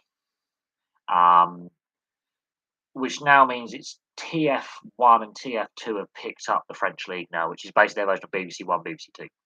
The French national broadcasters that aren't satellite broadcasters have picked up the slack where they can afford to do so. Now, French TV is different. Much like Italy, France, and Germany, there's a lot more free-to-air coverage of their sports. They have different rules governing percentage of sports on free-to-air TV as opposed to the satellite Sky BT model, Eurosport model that is in place here. They still have Sky and um, and Eurosport and their versions of BT Sport, ESPN on the continent, but the free-to-air channels are still accessible even without a Skybox and all that stuff. So it's very similar to here, but the TV deal wasn't worth anywhere near as much as our TV deal is. It's worth far less, and it collapsed. And the free-to-air broadcasters were the ones that picked up the slack. They're trying to renegotiate with somewhere like Sky Germany and Sky Italia to put a funding model in place to get a Sky France kind of thing. But the satellite broadcasters basically went, we got no money. Because the French league is worth a lot less money as well for TV rights. Because it's so uncompetitive, no one wants to bid for the rights to a league where one team wins every year in PSG. Who would have thought? The same with Scotland. Who would have thought? An uncompetitive league. Who would have thought? So that is a problem. That the TV deal did collapse. There was concerns in Germany, there were concerns in Italy, Spain, because the broadcasters were asking for rebates on what they had paid, and because they weren't showing games, because advertising revenue just stopped, people stopped watching. They ran out of money, and broadcasters went out of business. Plus, the French league isn't well sold in North America. The overseas rights aren't worth anywhere near as much money overseas as the Spanish league, the Italian league, the German league, and the English Premier League. The TV rights aren't worth nearly as much. It's one of the least popular European leagues overseas for a variety of reasons. French rugby union is more popular overseas than French League One football. The French top 14 is more popular as an overseas broadcaster and a domestic broadcaster. It's worth more money. That's something to note. Is rugby union is ironically gets a bigger share of the pie, not by much, but a bigger share of the pie for domestic TV revenue and overseas revenue for selling the rights overseas than French football. So the French football TV deal did collapse, and that's to do with PSG, ironically, and the financial issues that the French game actually has outside of a handful of clubs. The French game has got massive financial problems. And below the second tier in French football, it's shocking levels of participation. It's for all the success the national side have had since the mid '80s. You know, qualifying well for tournaments, going, developing like Platini through to Zidane, Henry, to the modern day, with players like Griezmann. Yes, they have produced some quality players out of France over the last 30, 40 years. The problem is the depth level isn't there. The talent level below the top two tiers is just not there like it is in England or it is in Germany or even in Italy. So the base level, the grassroots level is rugby union, rugby league, ironically have more clubs at grassroots level regionally in southwestern France and in south central France than football. Cycling is a much more positive professional sport. France. There's a lot more professional cycling teams based in France domestically, which draws in talent. Ice hockey is actually well participated in France, all across France, at professional level, which draws in talent. There's a lot of issues with sport at grassroots level in France, and that's been the case for a very, very long time. Very long time. There's been all sorts of issues with political interference and funding cuts, and federation issues, and football. I'll have to try and find the article somewhere and post a link at some point. But they did an article of up to the 20 the 2018-29 season, the season before COVID hit, of what value TV rights deals were in the big five leagues. Well, Italy, Germany, Spain, France, and the UK. They actually covered the UK, not England, because it included Scotland and Wales and Northern Ireland in their TV rights deals, because there are obviously different leagues and different federations. Apart from ice hockey is the only one which is all UK wide. The other leagues, such as rugby union, rugby league, and football, are all separate governing bodies, but they lumped all the UK together. And the French TV deal is the weakest, so is the most exposed to a stoppage. So if there was a player strike, for example, if there was a suspension of play for whatever reason, be it political unrest or illness, whatever the reason may be, the French league was the most exposed financially to a work stoppage, which COVID was a work stoppage. They were the most exposed country out of the big five European nations for TV revenue and sports finance to be exposed. And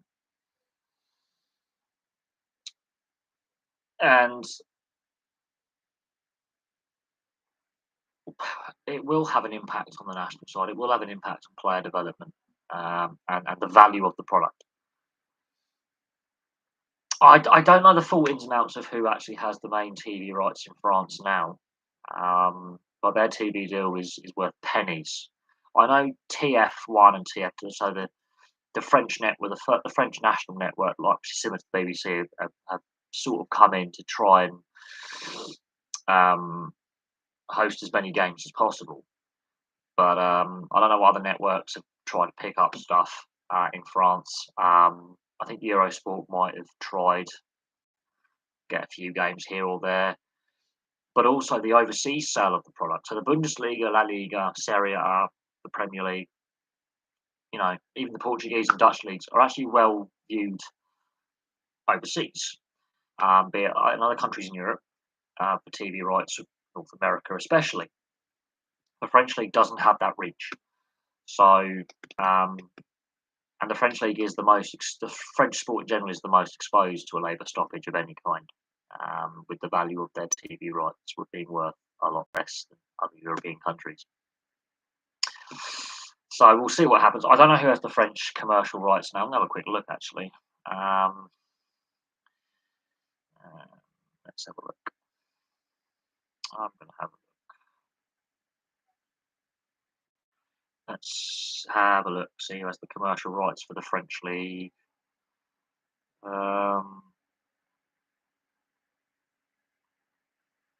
Apparently, Kylian Mbappe is to stay at PSG. He's signed a contract extension eventually, and he's rejected a transfer to Real Madrid. That's big news. Right, let's see who actually has the French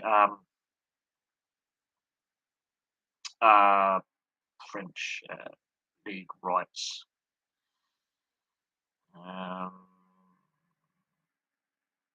List of broadcasters. In France, Amazon Prime and Canal Plus, 10 matches per season are shown on there. TV5 Monde is the European international. So in Brazil, it's ESPN. In Canada, it's beIN Sports, and One Soccer is just for Lille. In the Caribbean, it's ESPN. Mexico, it's ESPN. South America, it's ESPN. Suriname, it's ABC. Yeah, they show it in Suriname. And United States is beIN Sports. There's a dodgy agreement there with the Qatari government, and that's being investigated. In Asia, it's beIN Sports. Setanta, beIN Sports, beIN Sports, beIN Sports, beIN Sports. Europe, Albania, Supersport. Andorra, Telecino, TVG, TV3. That's sort of French. Armenia, Setanta. Australia, it's DAZN. Azerbaijan, Belarus, Belgium. Azerbaijan and Belarus, it's Setanta. Belgium, it's 11 Sports. Bosnia, it's Arena Sport. Bulgaria, it's Diema Sport. Croatia, it's Arena Sport. Cyprus, Nova Sports. Czech Republic is Nova Sport, different company. Denmark doesn't have any. Estonia, Setanta. Finland doesn't have any. Georgia, it's Setanta. Germany, it's DAZN. Greece, it's Nova Sports. Similar to Cyprus, I think it's a Greek broadcaster. Hungary, it's Digisport. Ireland, BT Sport. Italy is Sky Sports. Kosovo, it's Art Sport and K Sport. Latvia, it's Setanta. So Setanta survived in Europe somehow, but hasn't survived in the UK and Ireland. Liechtenstein, it's Blue Sport. Lithuania, Setanta. Luxembourg, 11. Moldova is Setanta. Montenegro is Arena. Netherlands, it's Zigo Sport. That's a brilliant channel. I'm sorry, I'm not going to lie, that's a brilliant name for a channel. North Macedonia, it's Arena Sport. I think that's a Balkan broadcaster, former Yugoslav broadcaster. Norway, it's A Media. Poland, it's 11 Sports and Canal Plus. Portugal, it's 11 Sports. Romania, it's DG Sport and Look Sport. Russia's had their broadcast deal suspended. It was Match TV.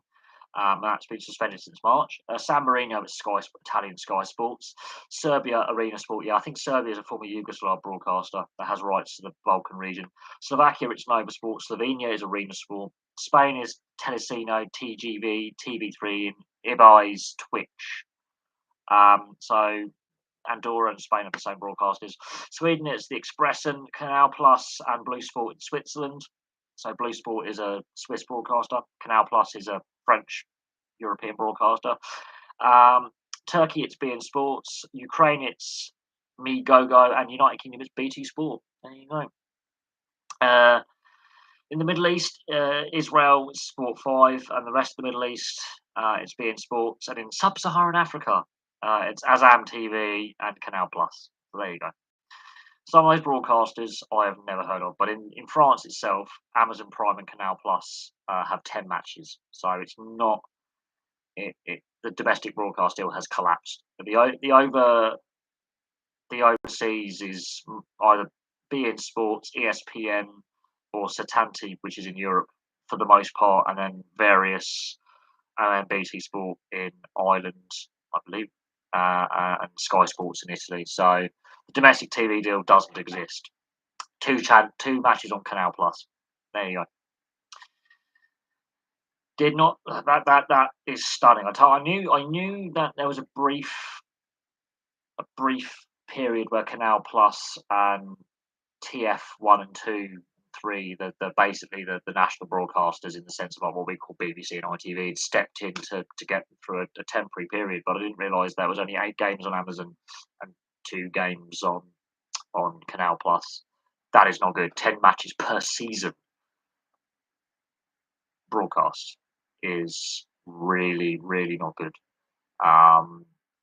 That is worrying, quite frankly.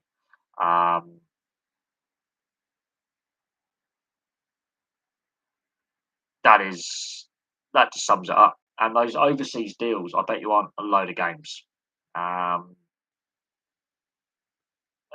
mean, the European ones, there's a lot of rights in Europe, and Setanta obviously collapsed in the UK, but Setanta as a company obviously has been bought out and survives.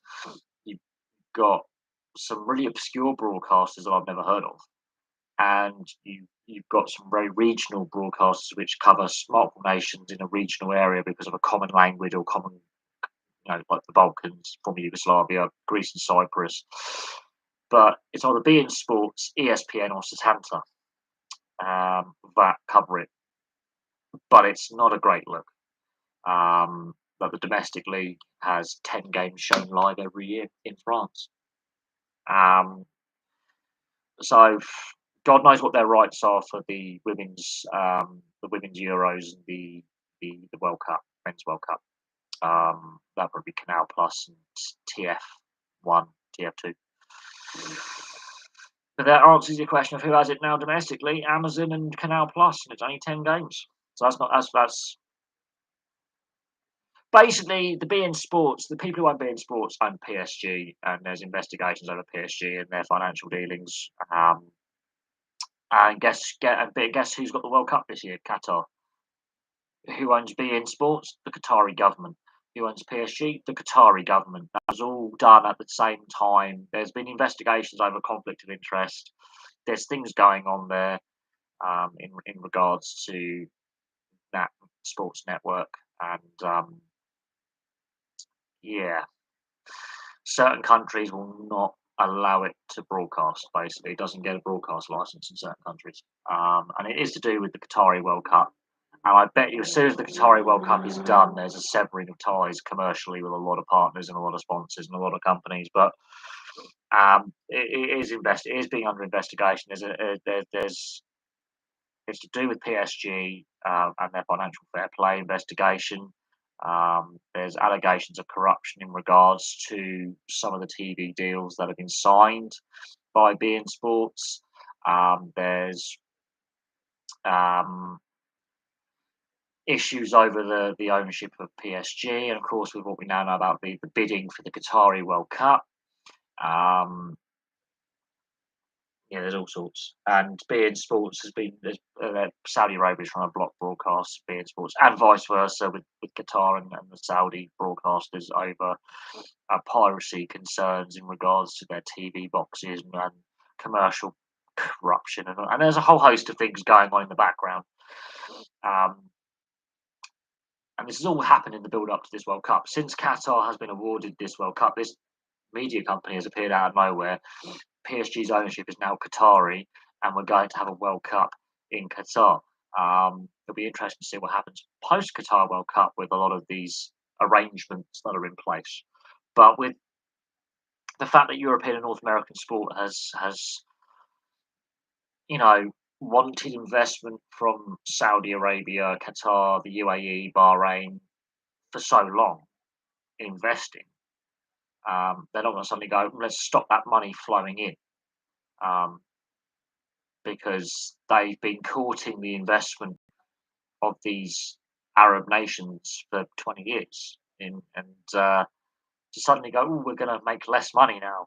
FIFA isn't going to do that.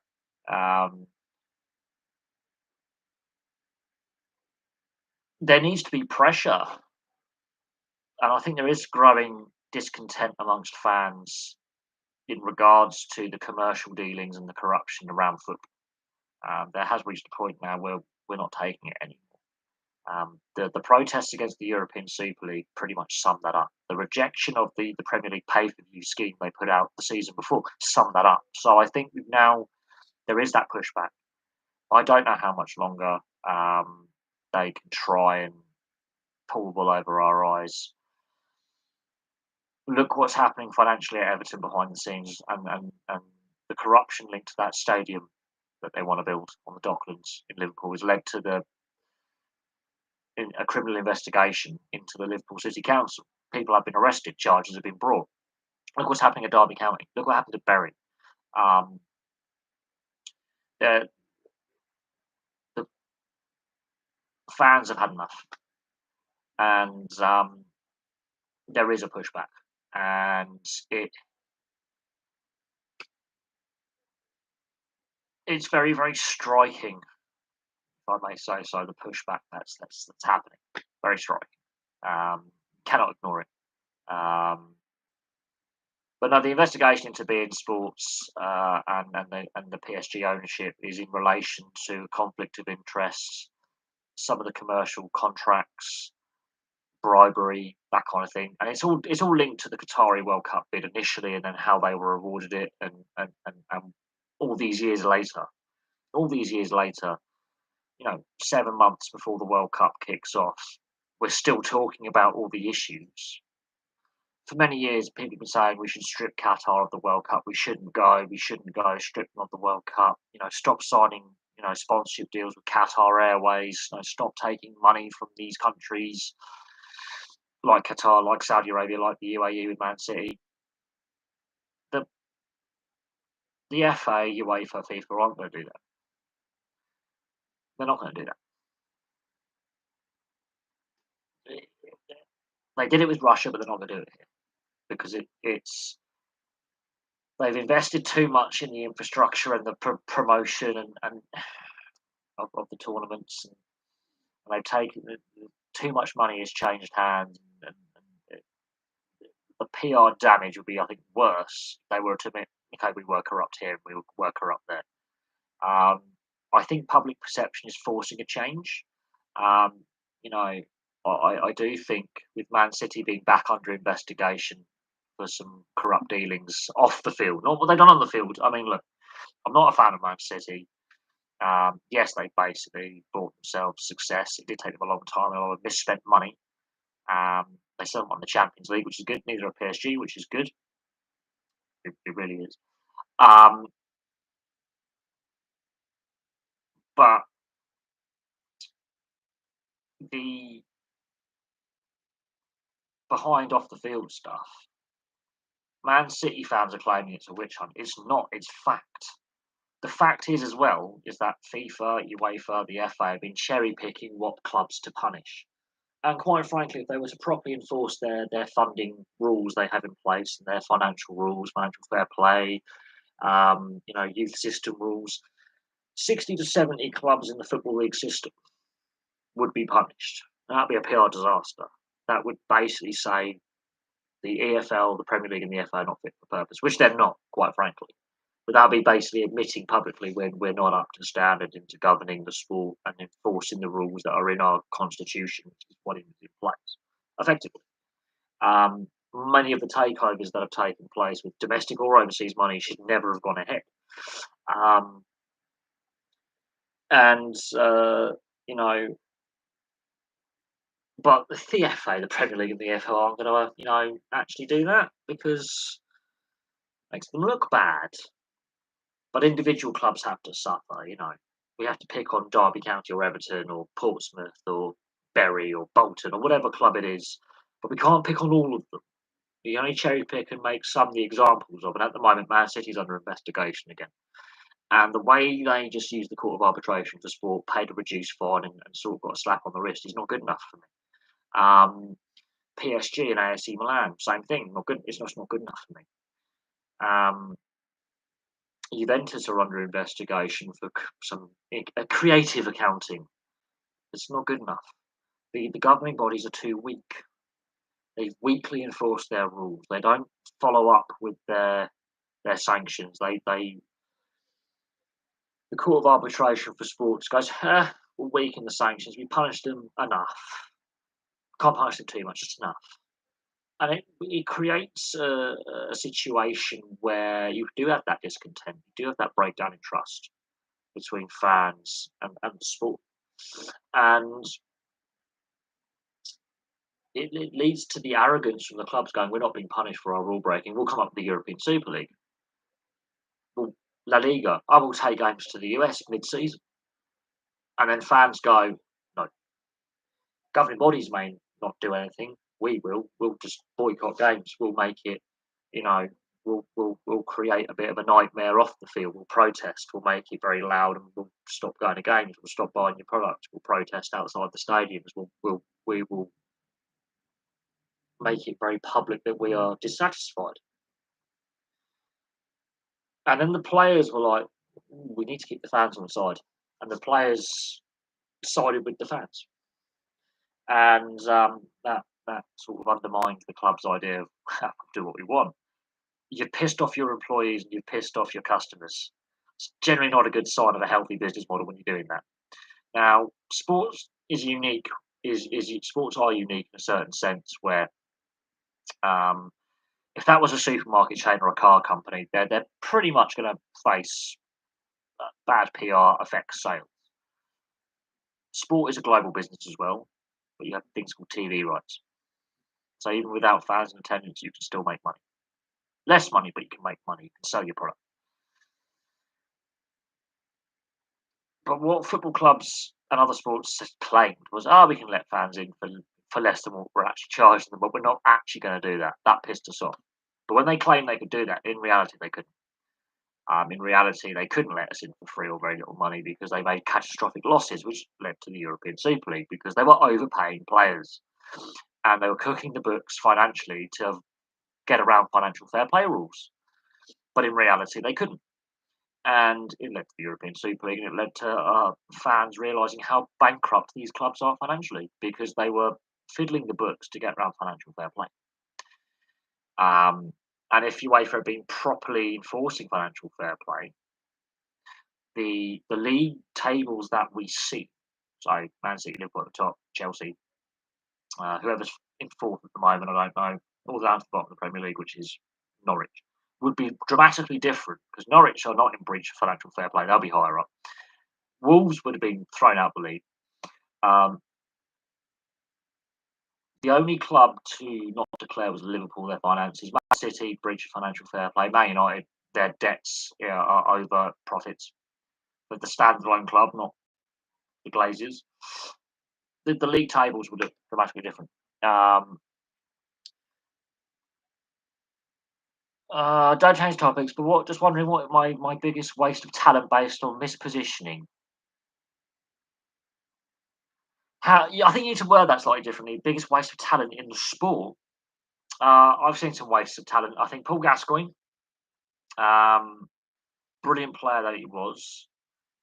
If you watch the Gascoigne documentary, if you have BBC, I think it would be BBC Prime in the US. It might be available on there. If you were to watch the two-part documentary on what happened to him in his 20s and 30s, it yes, the domestic violence, and I can't condone that, but that was a waste of talent, in my opinion. Um, but I would say it's a difficult one. Giuseppe Rossi, he could have played for the US. He played for Italy. He chose Italy. He was a dual national.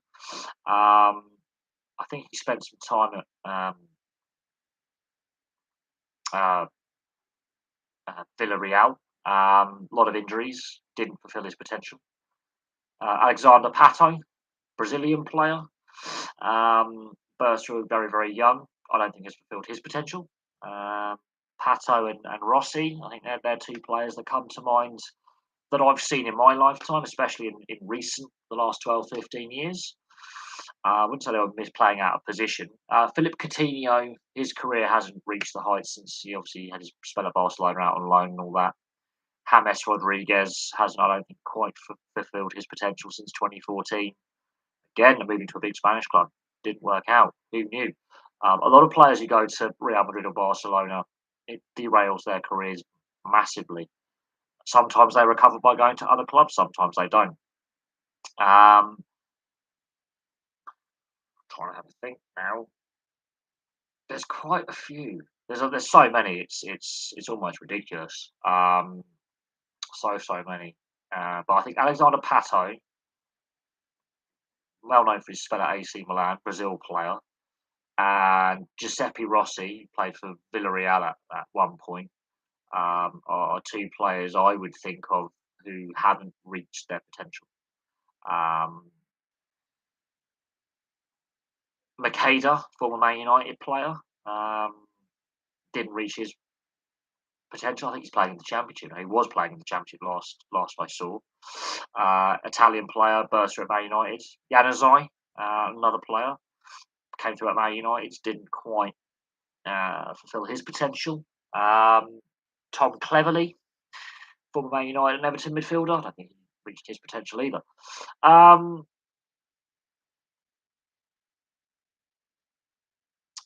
In the NHL, oh well, NHL. Dustin Bufflin obviously is one.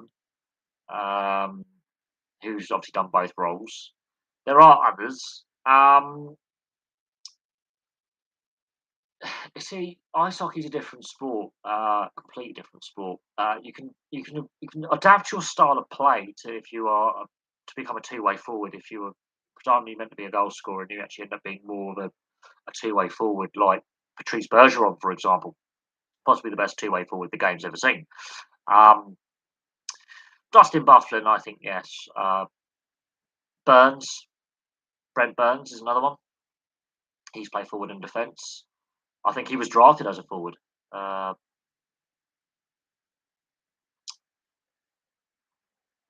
I'm assuming that is to do with the Australian election. Please tell me Scott Morrison's been voted out of office because I've seen a lot of adverts in regards to the Australian federal election when I'm watching the NRL coverage. What are my thoughts on the Stanley Cup playoffs so far? I haven't watched any of them. Not gonna lie. The fact that Toronto again blew it in a game seven. Um,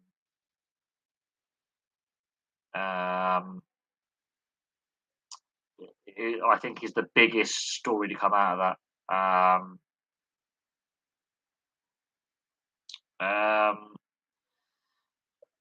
the situation that I've got to do a video on the Maple Leafs because they're now holding a record of 5 successive in a row round one exits. Not all of them have been game sevens, I believe. I think there was a game six in there, but they now hold a record of 5 successive first round exits. Oh, I don't know why. I've got. I might. Well, Scott Morrison. That rugby tackle on that school kid reminded me of Boris Johnson doing the rugby tackle on the Japanese school kid when he was mayor of London. Um, Bit of a blunder.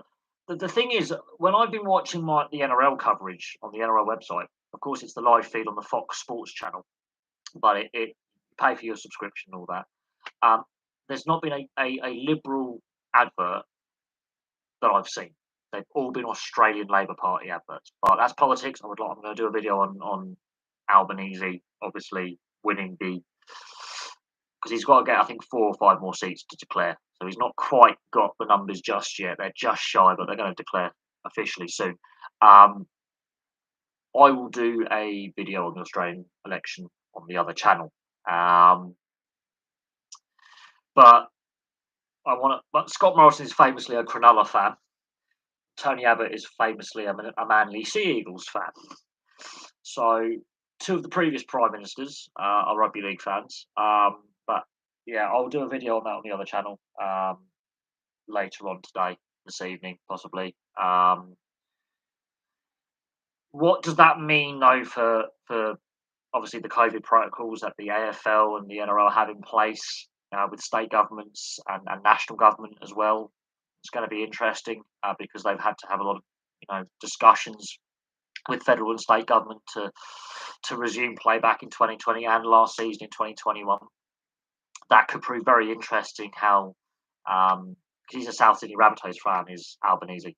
He's a South Sydney fan. So that's going to be very, very interesting. For some reason, they're all rugby league fans. They're not AFL fans. It's really interesting that all the prime ministers that Australia have are rugby league fans. It's really mad.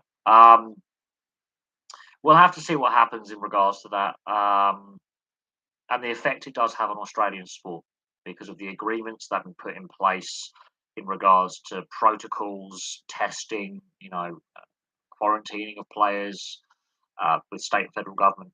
There's been a lot of meetings held with the AFL and NRL commissions, the NRL and AFL head offices going into Canberra and state governments in across Australia. So this actual election is very, very interesting. Pogba's off contract, and Harry Kane. There's a debate. There's going to be talks involving Conte in the summer. Obviously, with the World Cup taking place when it is, which would be midway through a transfer window anyway, you're more likely to put yourself in the shop window because the transfer window actually opens after the World Cup ends. So, for the January transfer window, that is. So, I think Harry Kane starts the season as a Tottenham player. Whether he finishes the season as a Tottenham player is another thing. But that's again an open-ended. Pogba, he's looking likely to leave on a free. We know Matic is openly leaving on a free. So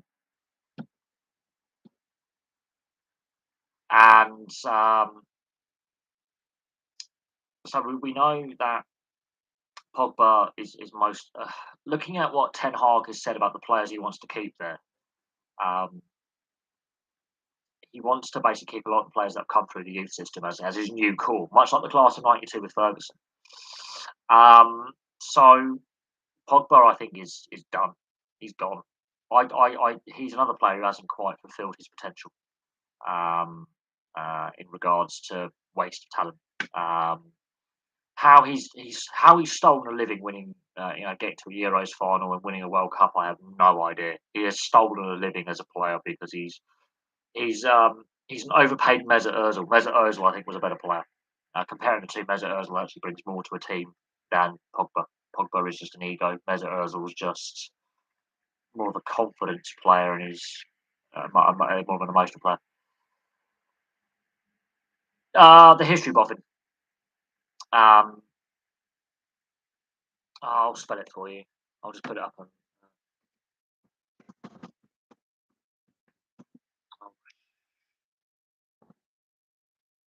It should have 62 subscribers to it. So that's the other channel. Look in the chat. You'll see it's me by when you look at the videos and the app and when you look at the video list, you'll see my face. You'll notice this mullet. You'll notice this face. You'll notice this hat, and you'll see this jersey. And um, I don't do a lot of content on there. I should do more. The thing is, when I first started it, I was gaming a lot on the Xbox. I was buying DVD box sets. I was watching a lot of TV series. I was really invested. I've currently got a few books on the go that I'm reading, and I've got a few video ideas. Now, that's going to be interesting. It depends on what you like about your engineering history and your transport history and the history of countries and stuff. So I do a lot of history videos on there, but I do cover current affairs and politics. But I try and keep politics to a minimum because that gets a bit toxic with some of the political discussion we've had in recent years. Although the Australian election, I think I will cover because that is quite a big shift from the centre right to the centre left. Kane to Man City or somewhere else, Pogba to PSG or elsewhere. Pogba, I mean, he has been stealing a living for a long time. There's a reason why Man United let him go cheap. Then they bought him back at overpriced from Juventus. I don't know where he ends up. He's also Balotelli. I think was a less of a problem at Man City than Pogba's been at Man United. He's basically a carbon copy of Balotelli for his attitude. Except Balotelli, he peaked when he did, and now he's playing in France. But Balotelli is an enigma. But Pogba, he's been stealing a living for his entire career. At least Balotelli actually proved on the field at times and actually had positive impacts in consecutive games rather than whatever. But Pogba, Mesut Ozil's different because he never had busts up at training. He never had any negativity around when off the field. The issue with Ozil was his focus. There's no doubt in Mesut Ozil's ability, but Balotelli and Pogba are just what I call social media idiots, which is a lot of young players these days are more interested in their mobile phones and their Instagram accounts and their Snapchats and their WhatsApps, and rather than actually doing what they're paid to do. In regards to Kane, where he ends up, Man City have now said, yeah, we do need a centre forward. I think Guardiola's going to be pressed. They've tried this experiment without the centre forward, and yes, they got scoring by committee, but and I will say this, it has cost them in big games: Champions League semi-finals, FA Cup semi-finals, Champions League finals. It has cost them in some of these big one-off games in recent seasons where they don't play with a centre forward, and especially with Aguero towards his end of his time at Man City, when he was getting more regularly injured again, and they were playing with a false 9 or a false 10. And this season, since Aguero's moved on, of course, Aguero's had his health issues, which would have happened regardless. They have basically not replaced Aguero, and it is hurting the team. Not on every game, but you notice without Aguero, their points totals in the league, the amount of games they're now losing in the league, they're not as dominant as what they were with a centre forward like Aguero in the side. And the record-breaking seasons, you had Aguero up front, banging in the goals. So while they got the scoring by committee and they're still in the top two, that lack of centre forward, it has been highlighted, and the team is less dominant than what it was a couple of seasons ago. So it does have a knock-on impact for how the team plays. And Liverpool have proven, and other clubs have proven in one-off cup games especially, and in the league as well with Liverpool, you can shut Man City down. And certain styles, like Liverpool's style, I think is a good hybrid basis to work off. If you defend with pressure and pace, just look at that. The FA Cup semi-final is a carbon footprint, carbon copy of what you should do. And they did it in the league a few years before, where they beat them with a similar scoreline, actually. Klopp tactically has got Guardiola's number because the way Guardiola sets up without that centre forward, it actually ironically reduces the pressure on the back four, back three, or back five. It allows a player like Van Dijk, for example, or Trent Alexander-Arnold, to go into attacking positions and go on mazy runs and be more free in attack and less worried defensively, which is a problem. And Man City's defence, I'm not sold on it at all. They're going on about how John Stones has improved with his aerial percentages of winning headers, and being better. That FA Cup semi final, he was shit. He didn't dominate, and sorry. Where will Newcastle finish next season? The impact Eddie Howe has had with only getting a few signings in, and then we're talking a couple of signings into the squad. Just the impact of Eddie Howe, they're going to finish higher up the table. We'll see how active they are in the summer, and we'll see how active they are in January next year, after the World Cup, because obviously clubs will be looking at this World Cup as a mid-season World Cup and that transfer market, and there'll be players playing themselves into the shop window. Whether they want to move on from their clubs or not, there'll be players who otherwise would have got under the radar, who'll be playing, who may not have played had the World Cup been played in the summer, because they may not have developed in the right sense, or there may not have been that injury or suspension because we're playing it mid-season. Players are going to get injured. Players are going to get suspended. Players will retire because of injury, health issues, maybe not reach past the quarantine. So there'll be players playing in this World Cup, but had it been played at the normal time slot, wouldn't necessarily play. There'll be players who would have played in the World Cup had it been played this summer that won't play in the winter because they're either injured or suspended. And so therefore, players that may have gone under the radar for a long time suddenly appear on people's radar and get picked up, and we could see some interesting signings in the next 12 months. Where do they end up? I'm going top half of the table. It's not going to happen overnight. It didn't happen for Man City overnight. Chelsea, when they were bought by Abramovich, already had a good squad, and Man United, being bought by the Glazers, already had a good squad already in place, competing for European places and competing for titles. Newcastle aren't quite there yet. Man City weren't there in 2007 when they were taken over. It took a long time for them to win any success. But I can see them competing for a European place next season. Definitely a top half table finish. They might surprise us and actually bloody win the league now, but Leicester Prove don't need a lot of money to win the league. You just need momentum, confidence, and team unity, regardless of who you signed as a player. The players at Leicester have developed, and they've won silverware since that league win. So that wasn't a one-off from Leicester. They played in a European semi-final this season, and they are a top 10 side. They've had a down year this year. They finished fifth last year. So Leicester have proved that wasn't a one-off. I can see them, possibly winning titles. Predictions to win the Premier League and the Champions League. I'm crap at predictions. I'm going to go on a limb here and say Liverpool will actually win all four trophies. I'm actually going to say Liverpool win all four trophies. I think Man City slipping up with that draw may have actually mentally swung the momentum, but we'll find out tomorrow. But Liverpool could do a Chelsea and not win the league but win the Champions League. Whereas, Chelsea lost the FA Cup final last year but won the Champions League last year. We could see a situation like that where they go, the Champions League, winning that 2 out of 3 seasons means more to us than winning a Premier League title again this season. But I think Liverpool going forward look better for next season than Man City. But with next season being disrupted with the World Cup when it's taking place, that throws things up into the air. So I'm going out on a limb and say Liverpool win all 4 trophies. I'm probably going to be wrong because they're probably going to lose both of them now and win only 2 trophies. But I'm going out and say Liverpool actually could do the quadruple. Whether it be awful or not, I don't want Man City to win either because they're a plastic club. Since they've had the money, they've lost connection with their history. They can't even fill the Etihad. Not that I like Liverpool, but I like Jurgen Klopp over Guardiola.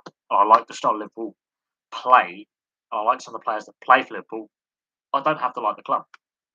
Of course, I like some of the players that play for Man City, but I don't like the manager. And the fact they have to pump in fake crowd noise to create atmosphere tells you all you need to know about Man City and the current culture they have at that football club. But I like some of the players that play for Liverpool, and I like Jurgen Klopp. So I'm a bit torn. I'm not a fan of Liverpool, but it would be nice to see a club do a record like that.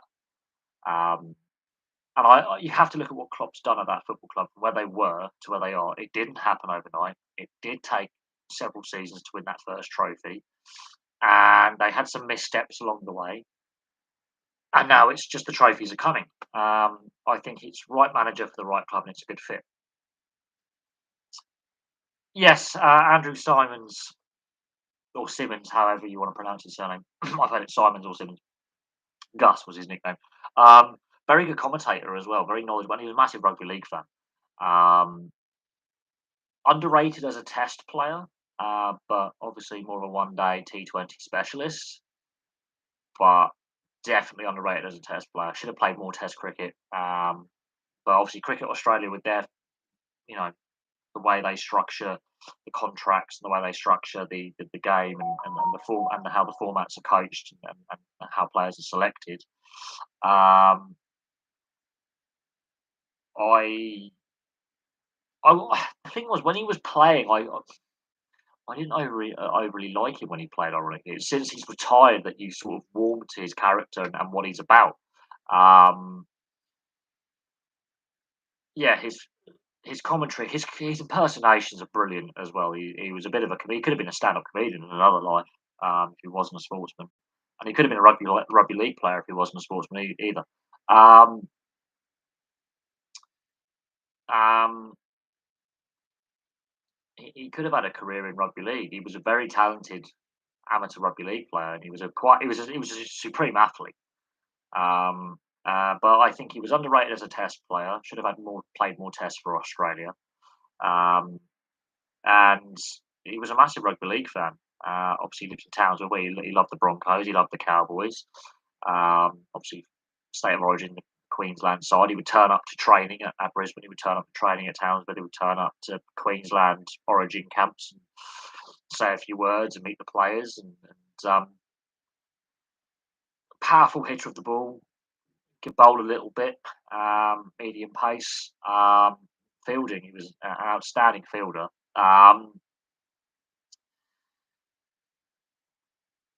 And yeah, and that's obviously following on from how many more cricketing legends have Australia got to lose this year before it gets a full starting 11? I think that's 3 or 4 players, ex-players they've lost this calendar year so far, well since January, which is stunning, really. They've lost 2 previous Test captains. It's starting to that hits home. Uh, and they're a cricket mad country. I mean, the culture within the sport in that country is far stronger and healthier than it is elsewhere. But yeah, Andrew Simons, that's or Simmons, that's a big loss. That is. There is a chart. Yeah. Well, as I say, look, people forget that the Spanish and Italian and the other clubs in Europe have other sporting arms other than football. Just Barcelona and Real Madrid are more known for their footballing prowess than their basketball or their squash or their cycling or their boxing or whatever it may be. Imagine that winner in 2 professional sports competitions and 2 professional separate sports. That would be something that hasn't been done before. What do I think of the MLS United States League Championship League One and League Two and National Independent Soccer Association in 4 years' time for the World Cup? Um, well, the MLS isn't governed by US soccer because it's a franchise league, um, which is a problem. So the US Soccer Federation, or what we would call the USFA, Football Association, doesn't govern the MLS at all. That's the weakness of the US franchise sports system. But they're co-hosting the World Cup 4 years, almost to the day that tournament kicks off. And of course, they've got the Rugby Union World Cups, both men and women's, you know, 9 years' time. The men's one and 11 years for the women's. So I'll be in my 40s when that happens. Oh, God, I'll be 41 when the Rugby Union World Cup takes place in the US. Jesus, just aging myself. I'm feeling old now. What do I think? I don't know enough about the structures of governance of um, the game in the US to really pass a comment. Not gonna lie, I'm gonna have to really look into that. Um, there's things about sport that I don't even know, and I know a lot. I'm not saying I know everything, but I do know that the MLS is obviously a franchise league. It has a board of governors, much like the other major leagues like the NHL, NFL, etc., Major League Baseball. And US soccer is a separate organisation, doesn't have a lot of say in how the MLS runs things. Obviously, it runs the national side. Um, and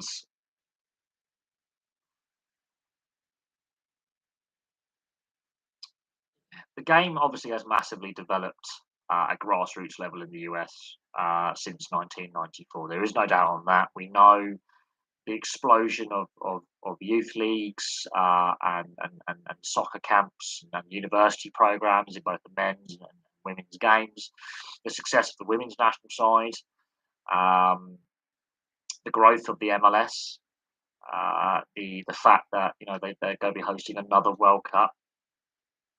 Um, but I don't know enough about the governance. What I do know is US soccer is obviously going to have to give equal pay for both men's and women's, and how that's going to impact the funding model and how that's going to impact the finances of the organisation and the sport is another topic of discussion.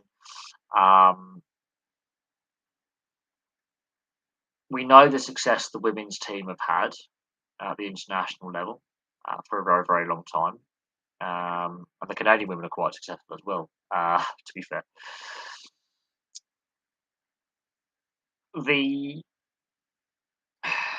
the issue is, and I will say this,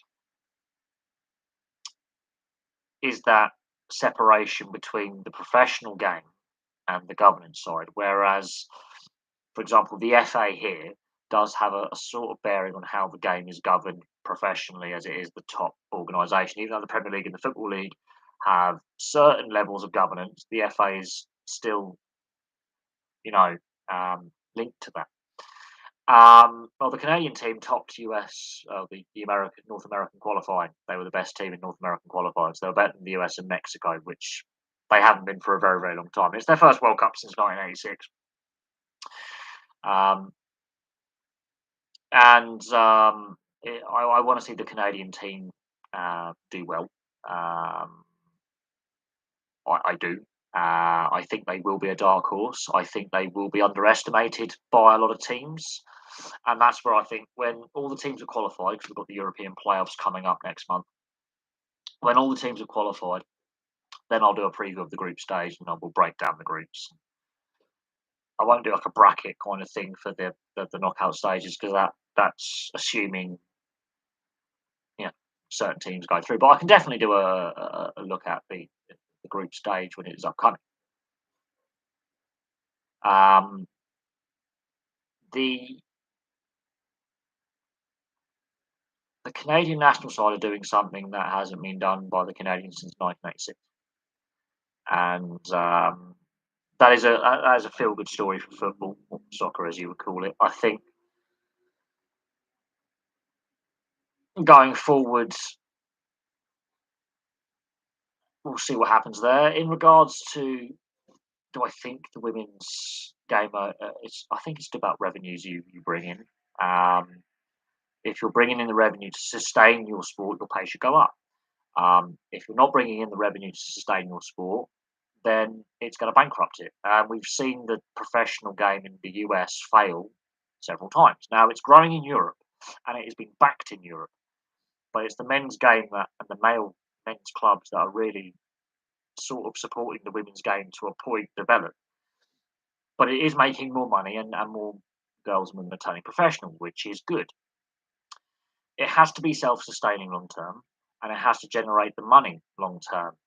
Um, Now, when they represent the national side, obviously they get paid a match fee.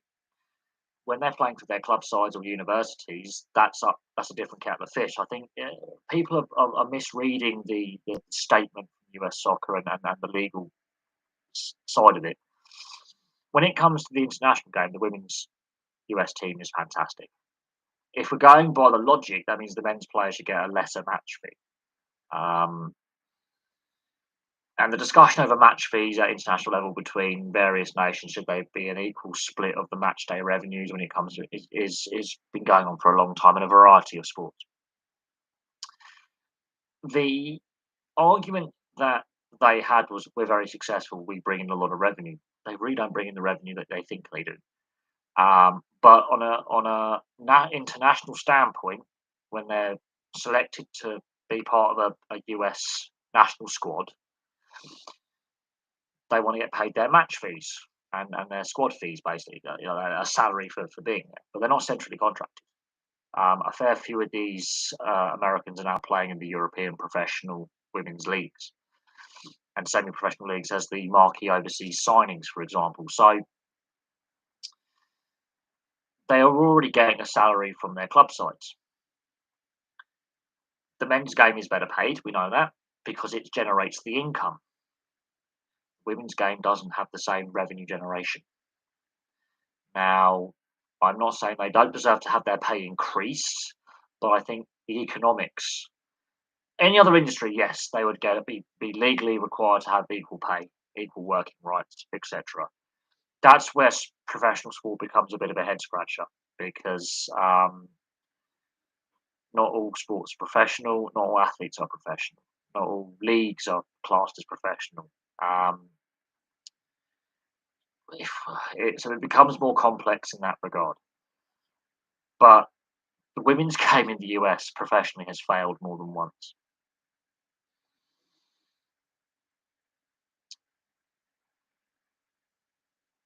So the debate's going to continue. I actually really enjoy watching women's football. I'm going to watch as much as I can of the women's Euros this summer. I'm going to try and watch as many games around work as I possibly can. Um, I'm going to try and book as many days off as I can to catch as many games as I can. I am being honest with that. I won't be able to watch every single game of the tournament, but I do actually enjoy women's football. I really enjoyed the Women's World Cup in 2019. There were some areas where I felt the game could make some improvements, and there were some of the rule variations they were experimenting with that they didn't dare do in the men's game. And I felt the women's game was guinea pigs in that regard for rule experimentation, which I didn't feel was right. So that was a failure on FIFA's part. Now, no, I am looking forward to the women's tournament. I do enjoy watching women's rugby and women's football, women's rugby league. I really do, and women's ice hockey. I enjoy watching it. They're better at it than I am. I've got friends who played women. I've got friends who play women's rugby and in the women's game and in football. Um, but the resistance and the criticism of the women's game by those who try and compare it to the men's, you've got to try and see it as a separate sport. You have to see it as a separate sport. Women's rugby union and women's rugby league have rule variations suited to their skill set um, that are designed with them in mind. Women's rugby league, the halves are shorter. They have slightly different rules in regards to the 40-20, it's the 30-40 or whatever it is. They adjust the rules for the women's game. Rugby union, there's a few slight rule variations adjusted to the women's game. That's not saying they're not equally as skillful, because there are some very skillful women's sevens players out there and league and union players out there. And the NRLW was fantastic this first, the delayed 2021 season that was played at the beginning of the NRL season, and the women's 2022 season is going to be played in a couple of months. And I was really impressed with the quality on display there. But the criticism that the women's football, in this case soccer, the US and Australian viewers that we have, is it is constantly compared to the men's game. You have to try and basically view it as a separate sport. It's like basketball and netball are two different sports, right? You have to basically treat it as a separate sport. And not every women's club is part of the men's club. There are some standalone women's clubs in the England and Scotland that are separate from the men's. But the FAs are the same. It's not like a women's FA or a men's FA. Football Association, or the Scottish Football Association is the governing body. Um, but there are some women's clubs that are truly separate, like Bristol Women, sorry.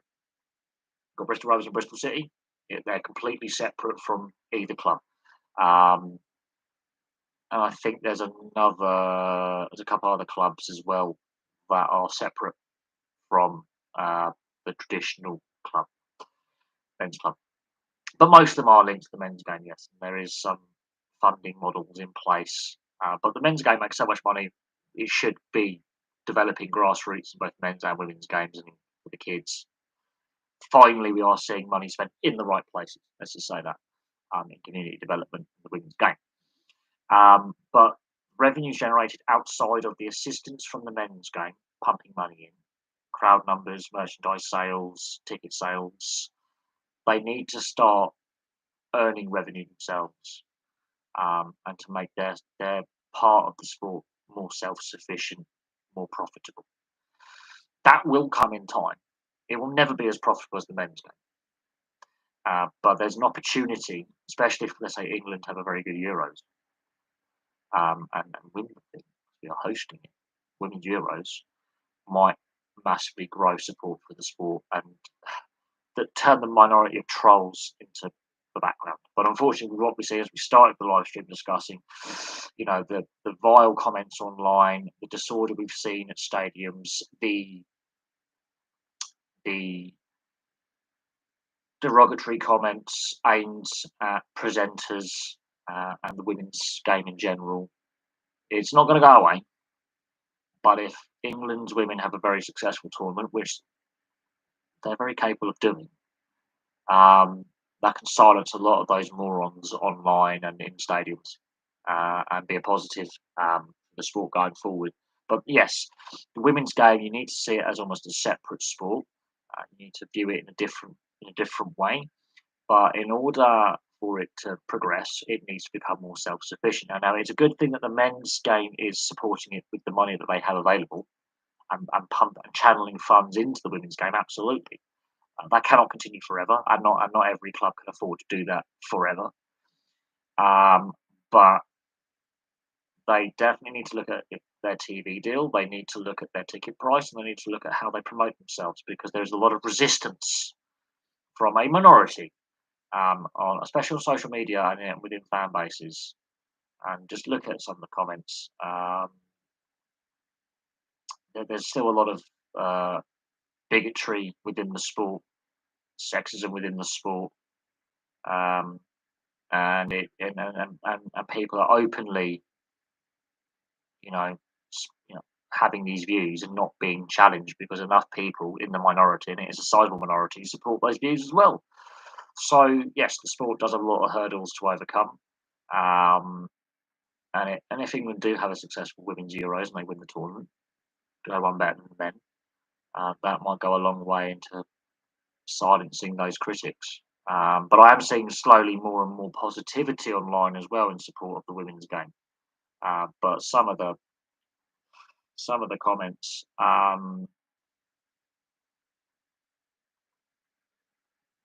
yeah, I think it needs to be viewed as a you need to, when you watch it, you need to basically treat it as a different sport. And there are huge gaps between the better teams and the not so strong teams in quality. That is fact. The golfing class between the top teams and the lesser teams is bigger than in the men's game. That is unfortunate, but that's what the men's game was like 20, 30, 40 years ago. And that's part of the growing pains of growing a sport or growing a section of a sport, is you're going to have that gap in quality between the more established, well-structured, well-funded organisations and teams, and the lesser funded organisations and teams where they're not paid as much, they're more amateur. You're going to get that growing pain. And again, you have to take that into consideration when you're watching a tournament like the Women's Euros or the Women's World Cup, is you're going to have these growing pains with these you know. I'm assuming we're talking about Phil Gusgold at the Bulldogs. The situation there is a lot more complex than what it was when he was at Penrith. and Trent Barrett was the wrong guy for the role. And Gus Gould even said on TV back in 2020, you know, he is the wrong guy for the role. No doubting in his first season at Manly, he did reasonably well. It was his second season at Manly that it was a bit disastrous. But Phil Gould basically said back in September 2020 he would advise him against taking on. This is before Phil Gould was even appointed by Canterbury, because he hadn't even been appointed by the New Zealand Warriors at this point as an advisor in growing their pathway system. He was just commentating for the Nine Network at the time and doing his media commitments with the Nine Network, with his podcast and his commentary. The problem that Canterbury have is they've got issues in the boardroom, and the board are inexperienced, and they've had issues with their salary cap, and they've got issues with their pathways, their youth pathways, and their player development below first grade. But Gus Gould even stated before he was even hired by Canterbury, this predates his time at New Zealand at the Warriors, he would advise Trent Barrett against taking on the role. Now, Trent Barrett was signed up at the end of the 2020 season for last season. They won 3 games in the entirety of last season. They had a worse win percentage than the 2020 season, which was shortened because of COVID. And post-COVID, they had a better win percentage than Brisbane. Now, Brisbane have also gone through the same growing pains. They've had issues where they've got issues in the boardroom, growing pains as well. West Tigers are going through this mess where they can't make finals. So they're not the only team that are under the spotlight for mismanagement and getting the roster wrong. How is he doing? He's not a GM in the same way as he'll be a GM, for example, at an NHL team or a NFL team or whatever. I would use the example of an NHL team GM. It's not in the same type of role. There's his role is recruitment, player development, and creating the pathways and the structures to bring talent into the club and through the grade system. I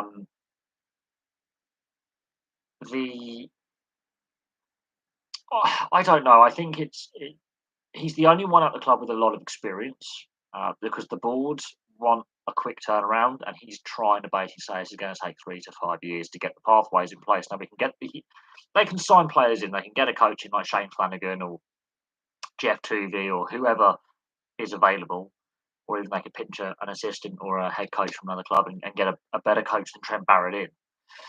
Like a John Morris, for example, would be a perfect fit with what he did at Cronulla. He made them better in similar circumstances and competitive. So he can get a short to medium term coach appointment in, but it's the recruitment and player development pathways that need changing, and that's where I think Canterbury board are failing to realise.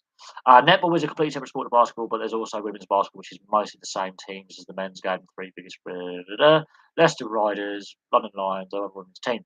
But in North America, the women's NBA teams are separate for the most part. There's a couple that are based in the same city to the NBA teams. Americans don't understand sports clubs with several teams. No, they again, this is what I say. American sports culture is completely different to European and South American sports culture. There's a complete difference. And I mean, Sheffield Wednesday was also a cricket club at one point, not just a football club. So there you go. But yes, there is a complete difference there. Well, I think of the NCAA football athletes getting paid, as well as Nick Saban being threatened by it. It's open season. Most money will win the championship. Oh, look, it's professional in all but name in the NCAA.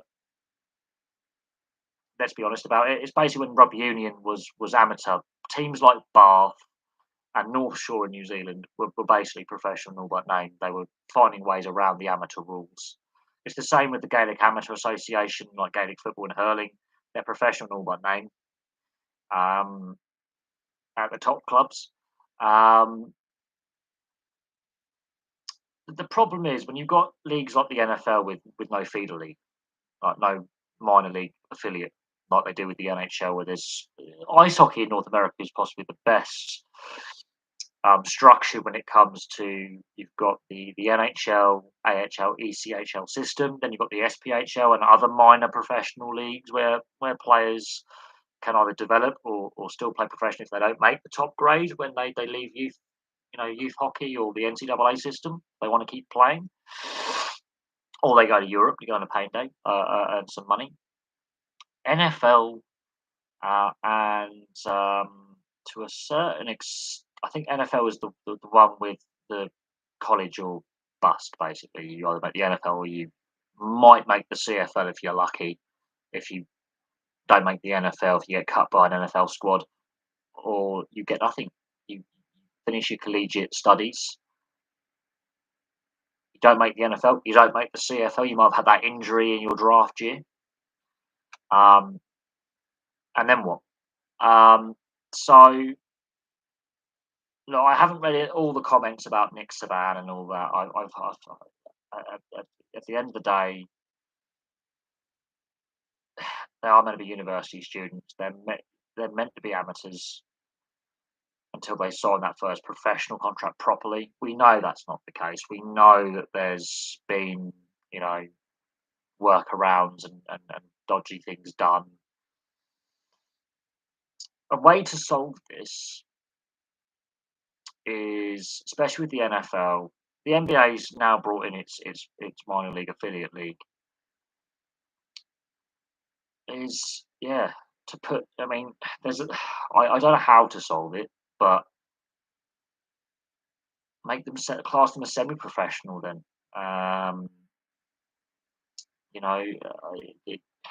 it's a difficult one because of the North American, especially the US system being completely different to the European system. Completely different. Um, like Mark Noble, for example, first played a game for the West Ham youth system at the age of 11. So he's been part of the system for 25 years at West Ham, since the 90s, since I think 97, 98. Mark Noble's been part of the West Ham youth system through to the senior squad via 2 loan spells out of the club.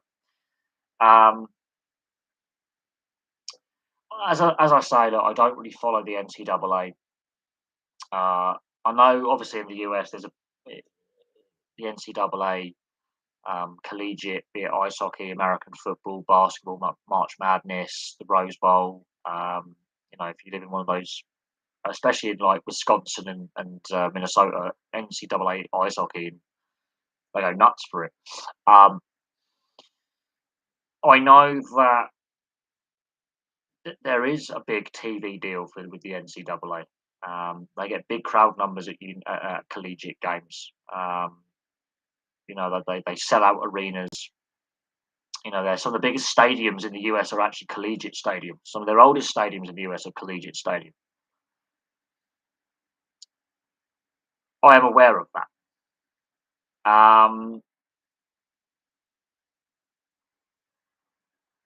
But at the same time, the European system, and I use Mark Noble as an example, he first joined West Ham on their books at the age of 11. He made the senior squad. I think he made his first senior appearance when he was, I think, 17 or 18. He spent 2 spells out on loan where he was still a West Ham player. So he hasn't played every single game in his career at West Ham.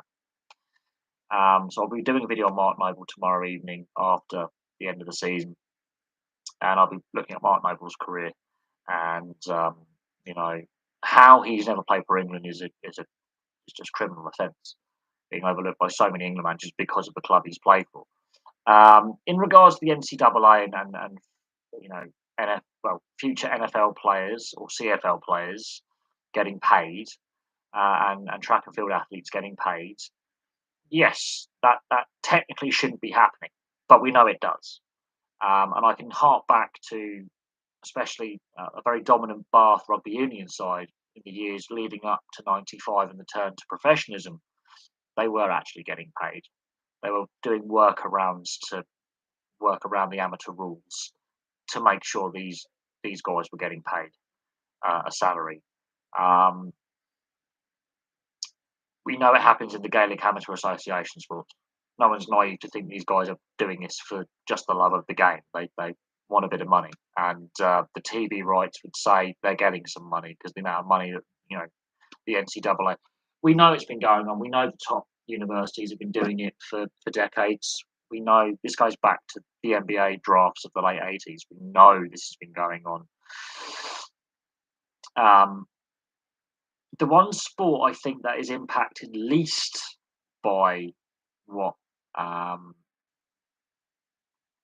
Nick Saban has been saying, I think, is the NHL with its NCAA system and its drafting system and such.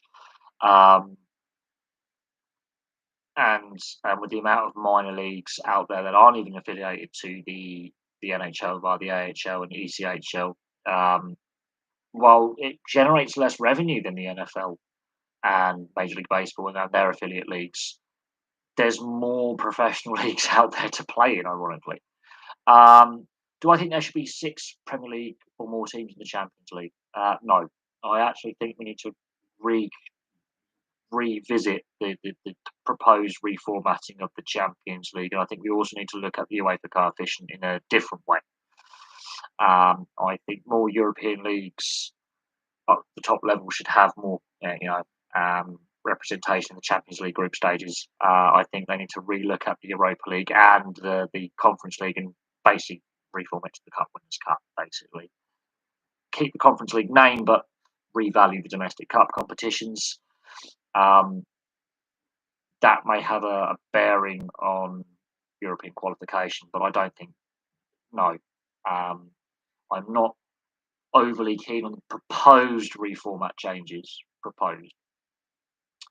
I think there are better ways to reformat it, and I've said that so many times on how I would reformat it. But that's my utopian dream, is to go back to straight knockouts. It's not going to happen. It should happen, but it's not, because there's too much TV. It's the TV companies now trying to the current Champions League format is not perfect, but it's not as flawed as the proposed one, and that has been drawn up by a TV executive. That has been drawn up by a TV executive and club chairman trying to make as much money as possible, not by players, not by managers, not by fans. That's been drawn up with a meeting of TV executives and club executives going, how can we make as much revenue as possible? And how can we increase the value of the TV deal so we can get as much revenue as possible through advertising and viewership and subscriptions? That has not been done with a footballing person in mind. That has not been structured. That proposed Champions League format has not been thought up by a footballing person. That has been thought up by a marketing executive, TV firm, and a couple of club executives who want to make as much money as possible. That has not been thought up by a football manager, a former player, a referee, anyone to do with playing and officiating the game. That has not been thought up by them. That has been thought up solely to make revenue for the clubs and UEFA and the TV companies. That has not been thought up with fans or players in mind. And it's been rightly criticised by fan groups and players and managers going, but it's just the European Super League with some tweaks and on a grander scale. And look at the fixture congestion, and you've got squad rules that limit the amount of players I can have in my elite squad. So basically, I'm going to be overtaxing my players. Player welfare has not been considered in these formatted plans. Now, they are proposals. They've got to be voted on. They've got to be yay or nay. They can be tweaked yet further. They haven't been set in stone, but they met with resistance. They have not been designed up by someone who's played the sport. Let's just say that. They've been designed up by some pen-pushing administrator in a TV company or in a club head office who's thinking about that. You should know Euroleague basketball has already restricted entry in the same way the European Super League is trying to do, and everyone agrees the outcome is a worse competition. There you go. There you go. By already, it's a different. Yes, it's a different sport, and it has obviously that fly is going to die. There's no fly on my flag. Yeah, I wasn't aware of. I don't follow basketball. I'm not a basketball fan. I've made that clear. As I say, I don't think it's a bad sport. It's just not a sport that appeals to me. That's just personal preference. But the fact that basketball fans are saying you've made it worse, thank you so much. The best way to show dissatisfaction is to vote with your feet in your wallets. Unfortunately, that would be catastrophic financially for the sport Europe-wide if fans were to do that. That's the problem. That is the power that the the the league owners and the team owners and the administrators actually have is, well, you guys love the sport that much, you're not going to boycott. They're using that emotional pulling power. But if fans are saying we're not happy with this product, they may go back to the old format. They may go back to a more open, less restricted entry. If they are serious about growing their product to a wider audience and increasing revenues to a wider audience, um, they can't restrict entry like that. It just doesn't work because as if you as a fan are saying that they've done this European Super League type format, it's made the product worse. People are switching off. There are less fans at games. There are less viewers on TV, and a worse product. Fans will switch off. If they're not boycotting, they will just naturally drift away. And in the end, you just have this stale, limp competition that's not enticing new fans in because the hardcore fans are going, well, actually, this is crap. I'm not watching anymore. All right. Or when you're young, you're more likely to choose the sports that you love. So there's a reason why I watch the sports that I do is I was exposed to them very, very young via TV and going to games. Ironically, I went to some rugby union and cricket and football games when I was young, which exposed me to the sport very early on. And I played them at school. So, you know, you're exposed to it at a younger age, you fall in love with something or you dislike something. As I've got older, the barriers that professional sport is putting in place for fans with let's put it behind a paywall, let's structure it in a way where we like the European Super League, make you wonder what they're doing. Because it's not designed for players in mind or the fans.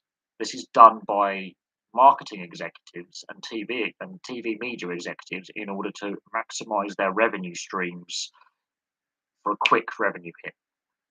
And they're not. It's not designed for the traditional hardcore fan base, the local fans. It's designed for the global fans. Because look, we've got this rivalry every week. It's like the Ashes series being played every 2 years now has devalued the Australian England rivalry in cricket. It used to be on a 4 or 5 year cycle. Now it's on a 2 year cycle. It's completely devalued it. They've destroyed the product that has killed cricket. It's killed the rivalry. It's overdone. It's market saturation. The reason why the Everton Oilers Calgary Flames Battle of Alberta in the NHL playoffs is getting the attention that it is, and the massive viewership figures that it is it hasn't happened regularly since the 80s. The fact that you now have it meaning something again, with both teams being competitive, playoff teams means something.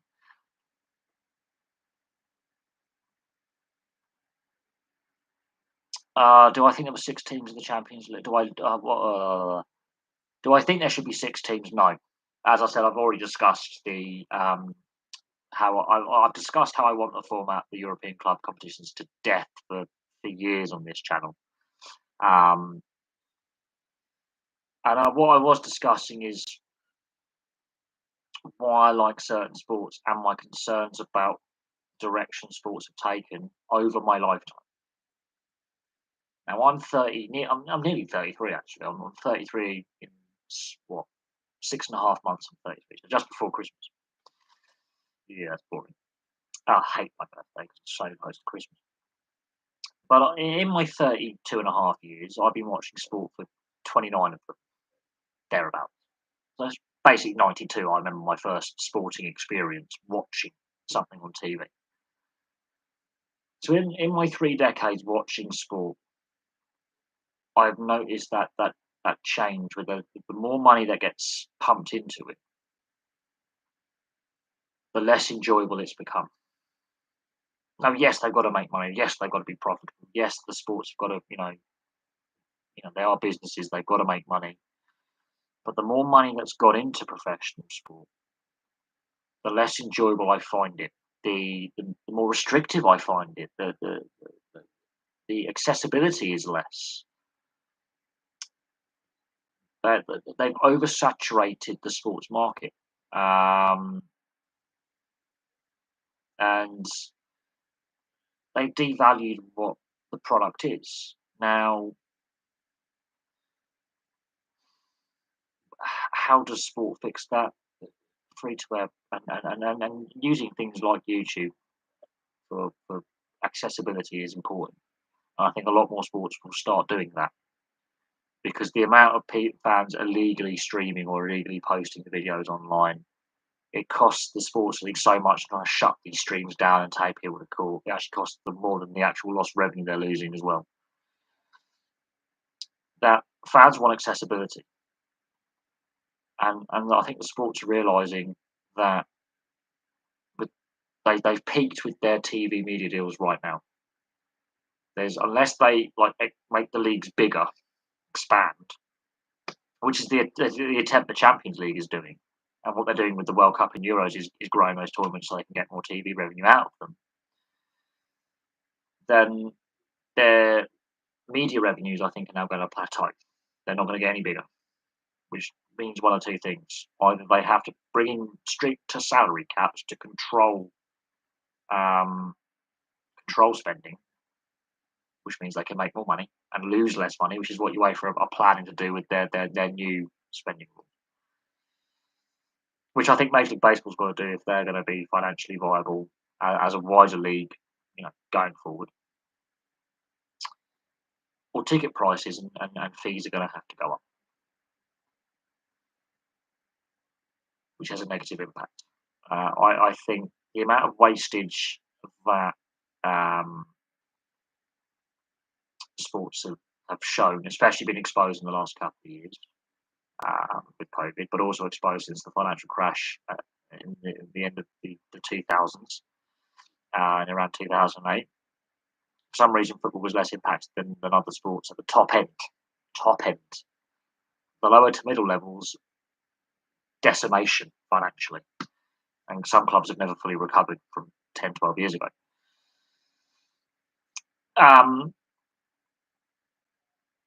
There is a growing push for more accessibility. And there are calls to limit salaries and limit transfer fees and agents' fees and bring in much stricter spending control. So the players are already well compensated. Let's just say that. I think the players need to be willing to take a bit of a salary cut in order for the sports to become more sustainable. Pick one moment in my 3 decades of watching sports live or on TV. One sporting moment. That is a tough one. I would say watching Great Britain's first World Championship game at the top level in 2019 after not being there since '94 against Germany and leading Germany. I think we led Germany in that game 1-0 at one point. We lost 3-1 on the day. Was one of the most spine-tingling moments. And that was 3 years ago that I've had. That's one moment. I cried. I actually cried when we scored. I thought I would never see that in my lifetime. That we would, But then beating France the way we did, I watched the France-England, Great Britain game. Yes, I actually cried watching that game because that was a massive moment.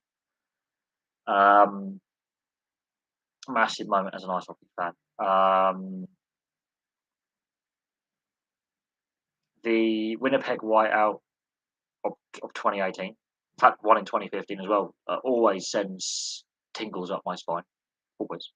But we haven't seen it this year because we're not in the playoffs, which is frustrating. But sweeping Edmonton last year was warm, fuzzy feeling. Warm, fuzzy feeling. The Sydney Roosters Canberra Raiders grand final of 2019.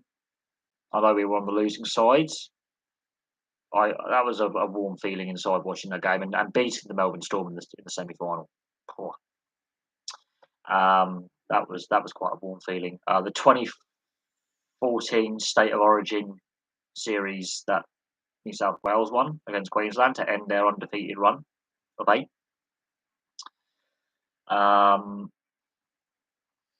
State of Origin game 1, the record-breaking defeat that Queensland suffered in game one last year. Um, was another one.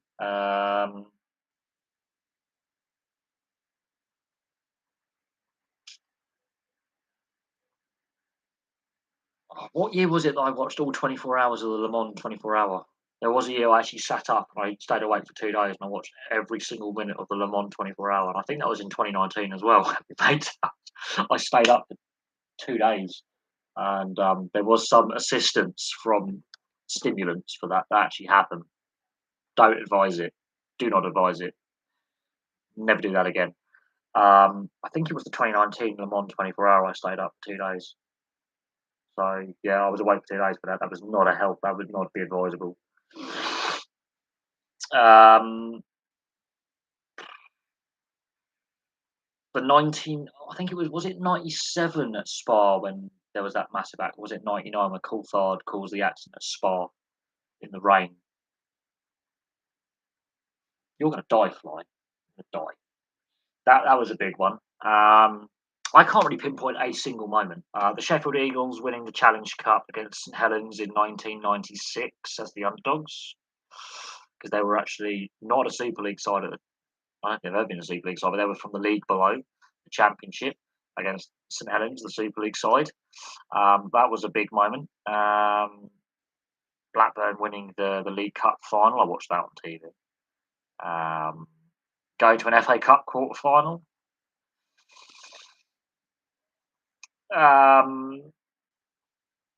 Going to Anfield on my 7th birthday to watch Liverpool Sheffield Wednesday. God, that was a long. We are. I'm aging myself now because Sheffield Wednesday being in the Premier League. God, I'm old. Oh, that's a long time ago. That's in the 90s. Watching Newcastle Harlequins at Twickenham in the Tetley Cup final, which was the old rugby union version of the FA Cup back in the 90s. Doesn't exist anymore. They've reformatted and rebranded the various cup competitions outside of the Premiership that are played domestically. I think Worcester won would have been the Tetley Cup final. Johnny Wilkinson's first silverware actually as a player. They were 21-3 down at half time and won 22-21 on the day. That was a freezing cold February day. It was absolutely bitterly cold. That was an experience. That was when the old South Stand was a separate stand as well. Going to the London double header at Twickenham, I've done that a few times. Royal Ascot, I've been to horse racing a few times. Been to the Ascot races multiple times.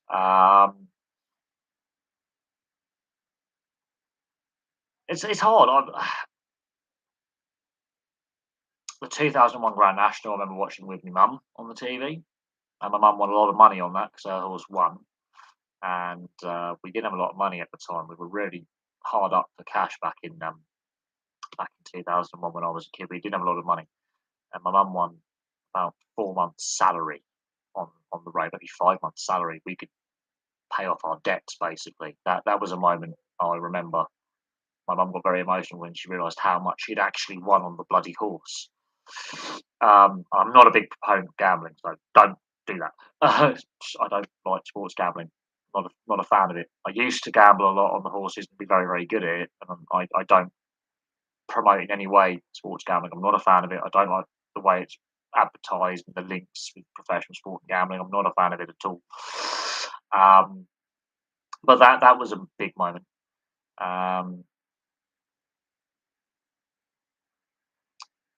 Yeah, there's so many sports events. I think it's very difficult. Mike Tyson, Amanda Holyfield, both fights, including the ear biting and the headbutts and all that. Mike Tyson biting his ear off. Audie Harrison winning Commonwealth golds. Super Saturday at the Olympics where we had like multiple gold medals in about a 5-10 minute period. The Olympic torch relay I saw in person. The road race cycling. I was in the area at the time that was taking place. I've actually walked along a fair bit of the route that was used in the 2012 Olympics.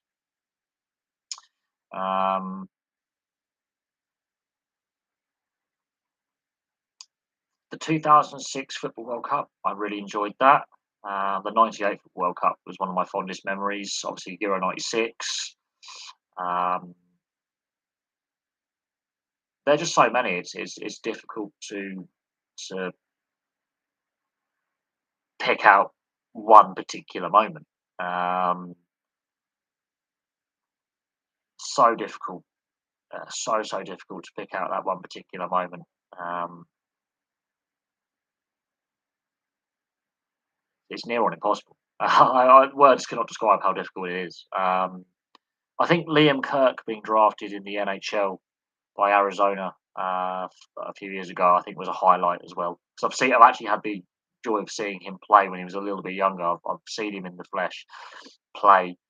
Very talented young player. It's a shame he's obviously had his knee injury this year, which has required a lengthy layoff and knee surgery. Terrible injury to have at any point. Hopefully he bounces back from that really well. That fly is going to fucking annoy me. Go away, buzz off. Um, but there's so many moments. I can't pick one out. Be disingenuous.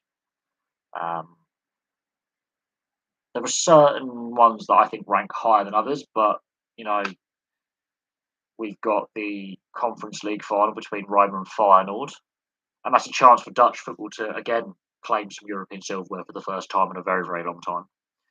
And Roma haven't won a trophy in a long time either. And Mourinho, he wins with Roma. The only club he would have not won silverware in his first season at will be Spurs.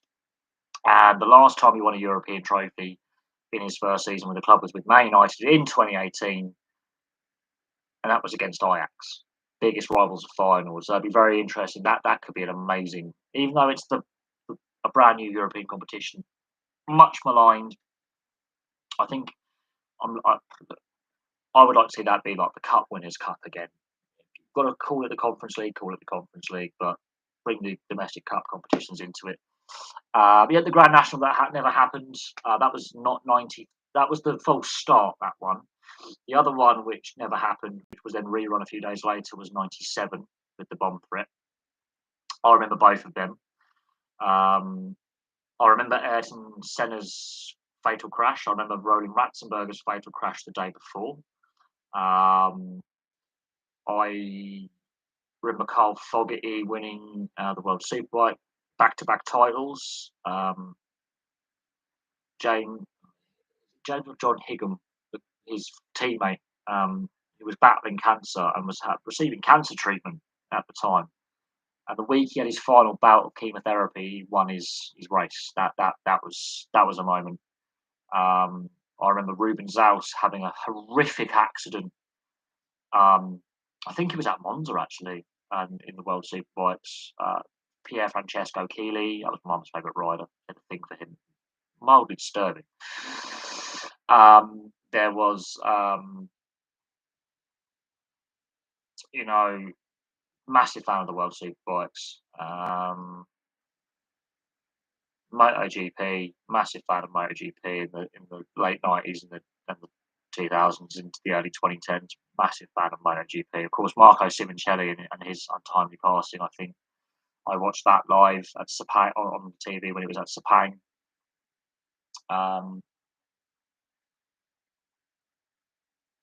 That was a moment that will live long in the memory. The World Rally Championship, Colin McRae and Richard Burns, the last two British champions, both no longer with us. Obviously, Richard Burns is local to where I live. He was born down the road. He was a Reading lad, and of course, being not far from where I live, he used to live down the road from where I live now. Unfortunately, he died of a brain tumour. He had cancer. Died young. So Colin McRae died in a helicopter accident. But Colin McRae did in the '95. But there's no one particular sporting moment that outranks the others. I just have very fond memories. I missed out the 2003 Rugby World Cup, 2007 Rugby World Cup. I think the 2007 Rugby World Cup is my favourite. But I think Japan beating South Africa in 2015 ranks quite highly. Um, but the 2007 Rugby World Cup is my favourite. Even though the most iconic final is the '95 final, which is one of the first finals that I remember watching. That is the first Rugby World Cup that I've watched. And that is, I think, my fondest memory in rugby union is the '95 final between South Africa and New Zealand. Even though I met the New Zealand squad, a lot of the players who actually played in that final I met in '97 when they were touring the Northern Hemisphere at the time. Back off. The 99 semi final I remember quite fondly as well, because France destroyed New Zealand, even though I actually met a lot of that New Zealand squad as well. Um, I try and watch bits and pieces where I can, but again, they've been put behind a paywall now, which I think devalues them. I prefer superbikes over MotoGP, if I'm being honest, but it's not the same as what it was in the '90s and 2000s, when like Hodgson and Ruben Zaus and Toseland and Keeley were racing. It's a Max Biaggi. It's not the same as what it was in the '90s and the 2000s. I think it's a lesser product now. Same with MotoGP. I think putting it solely on BT Sport again has devalued it. Taking it off free to air TV has devalued it as a product. And a lot of motorsports are doing that now. I just I find it frustrating. I find it frustrating. I think they shot themselves in the foot. At a time when you've got some exciting riders out there, Bautista, Jonathan Ray, Marquez. You've got the ending of careers of Rossi's now gone into GT, endurance car racing. Lorenzo's retired, so some of the greats are handing over to some of the youngsters. World Rally Championship. Now that's I love rallying, and I watch the highlights of various rally competitions and stuff where I can. Again, it's not what it was. Again, in the '90s and the 2000s, I think was when it was at its best. Obviously, Group B in the '80s, the Ford RS 200 killing spectators and actually killing the driver as well. Ended Group B rallying, where the fans which used to peel apart and the car used to go through it. But I think rallying was at its peak in the '90s and the 2000s. Um, Again, putting it behind a paywall has damn near killed its global appeal, I think. And a lot of North Americans don't have a clue what rallying is about. World Rally Championships should go to places like California or Idaho and Montana, and really Group B rally was basically the spec of cars. You had to make 200 cars road legal to be sold to the public, to be classed as a world rally car. Basically, Group B was the regulations at the time, up until I think I think it was either '84 or '86. The cars got stupidly dangerous though. They just put massive turbos on them, and they were just stripped down road cars basically. Basically at the time, under the FIA World Rally regulations, Group B was basically you had to have a minimum of 200 production vehicles for sale for the public globally for the ability to appear in the World Rally Championship. So Lancia had the Stratos. They literally made 200 Stratoses basically, and the Lancia Deltas and all that. Fiat teamed up with a bar for the 131, which was the last. I think that was the last rear-wheel drive car to win the World Rally Championship. The Audi Quattro, the Peugeot 205, Peugeot 106 Rally as well, which was another one that came along a bit later. Peugeot 306 Rally, another one that came along a bit later. But the 205 Rally Sport, the Renault 5 Turbo, the Sierra Cosworth is quite famous. The Escort with the weird wing on the back. But what killed Group B was the RS 200 Ford. It was a bad accident. Its second rally killed a lot of spectators, killed the driver.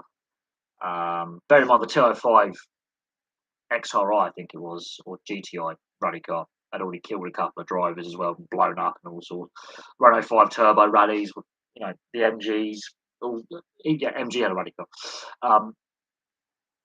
They were starting to get a bit dangerous. When I say dangerous, like F1 in the '60s and '70s, like when they were the film Rush. drivers were dying at almost every rally. There was severe injury or no. Robert Kubica was a in a rally accident in Poland at a rally event. It was Kubica. He partially severed his arm, didn't he? They had to surgically reattach his arm. What a lad! What a lad! But no, Group B, you will still see ex Group B cars rallied on the independent rally circuit and the amateur rally championships and the national rally championships, or rally events where you enter in their class. But on the world rally stage, they changed the rules because of it. Um, the cars just got too dangerous.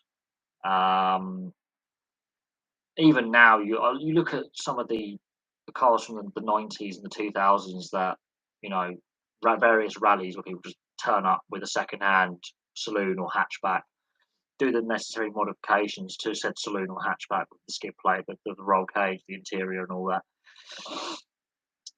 What saves your life is your roll cage, not the chassis, not the crumple zone. It's the fucking roll cage.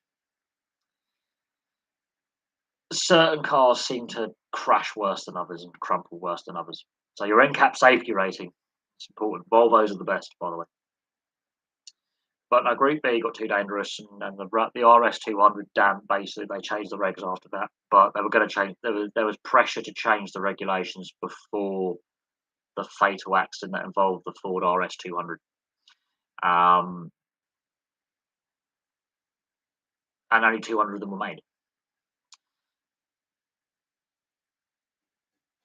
Um, uh,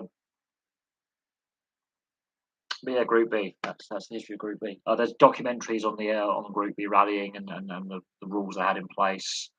Um, the 80s was a ridiculous time. Let's just say that for professional sports across the world, it was a ridiculous time. But yeah, Group B rallying. A lot of people go bring back the old days.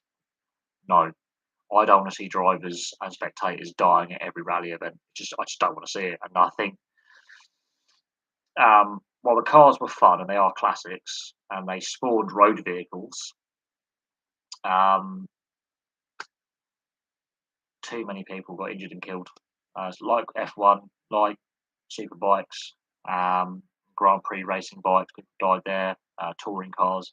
Safety has come a hell of a long way. Um, but no, I don't want to go back to Group B style rallying where you just soup up a regular road car and make modifications. You're just going to kill people. What teams do I support in the MLS, NBA, NHL, NFL, and then Major League Baseball? I only really follow the NHL these days.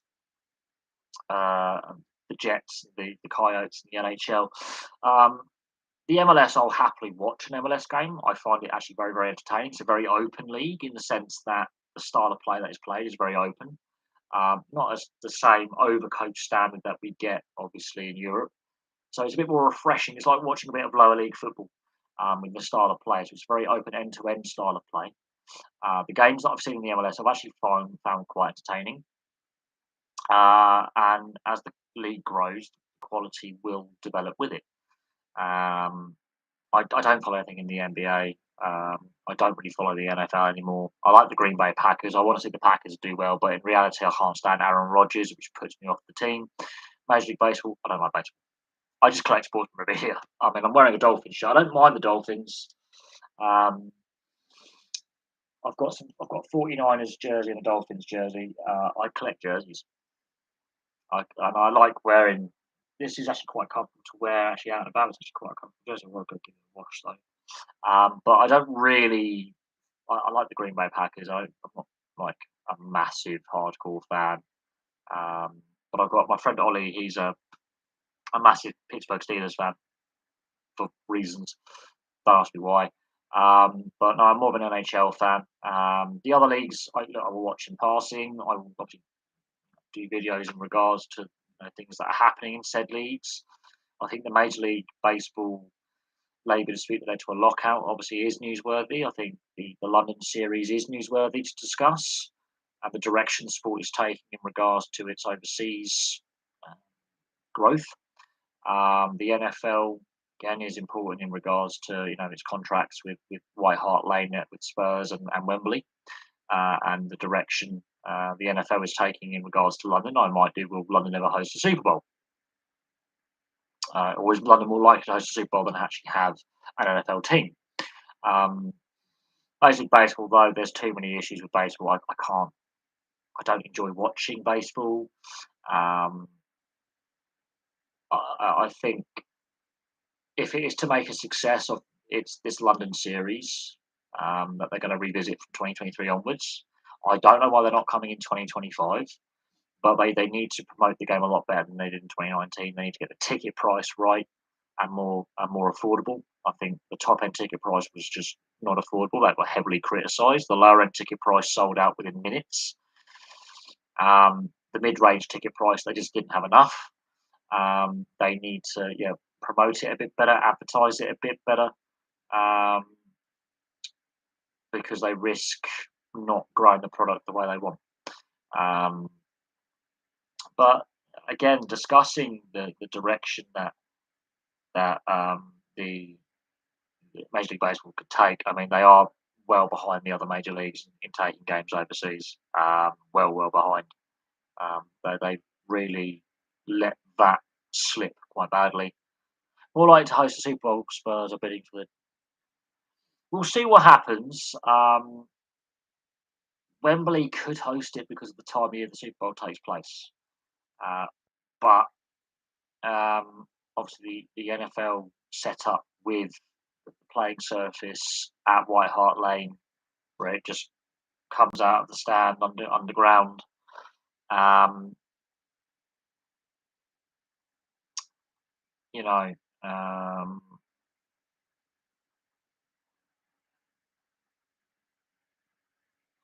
I think that in itself, um,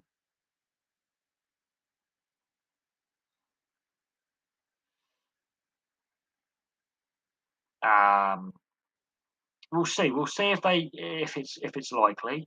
Um, Obviously, the NFL Board of Governors as well, but the NFL, and that's to do with the CBA. The players will have a say on it because obviously there is an agreement to take a certain amount of games overseas. A Super Bowl has never been played outside the US before.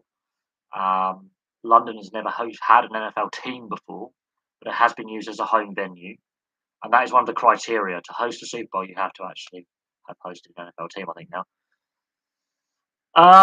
Yes, they do need a free-to-air broadcast, actual live. Last time in 2019, it was on the iPlayer, it was on the BBC website, wasn't on BBC One, BBC Two, or BBC Four. BBC Three obviously hadn't been suspended as a channel at the time, although that's been brought back to life. And no, using Jimmy Carr to advertise it online was a disaster. That was an absolute massive, massive error um, to involve Jimmy Carr in the promotion of it. Jimmy Carr is a very divisive figure when it comes. I mean, absolute disaster to use Jimmy Carr. They could have used anyone other than Jimmy Carr. Um,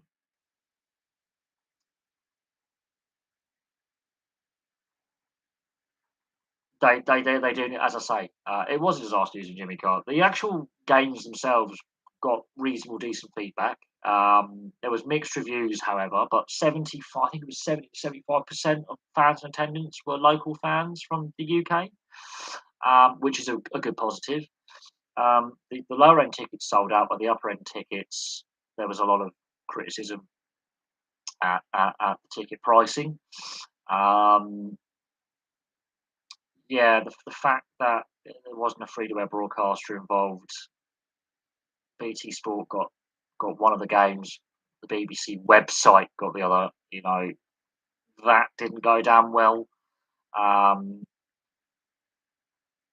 they did play safe with the teams that went there, the two biggest historical teams in the Yankees and the Red Sox, other than the Dodgers.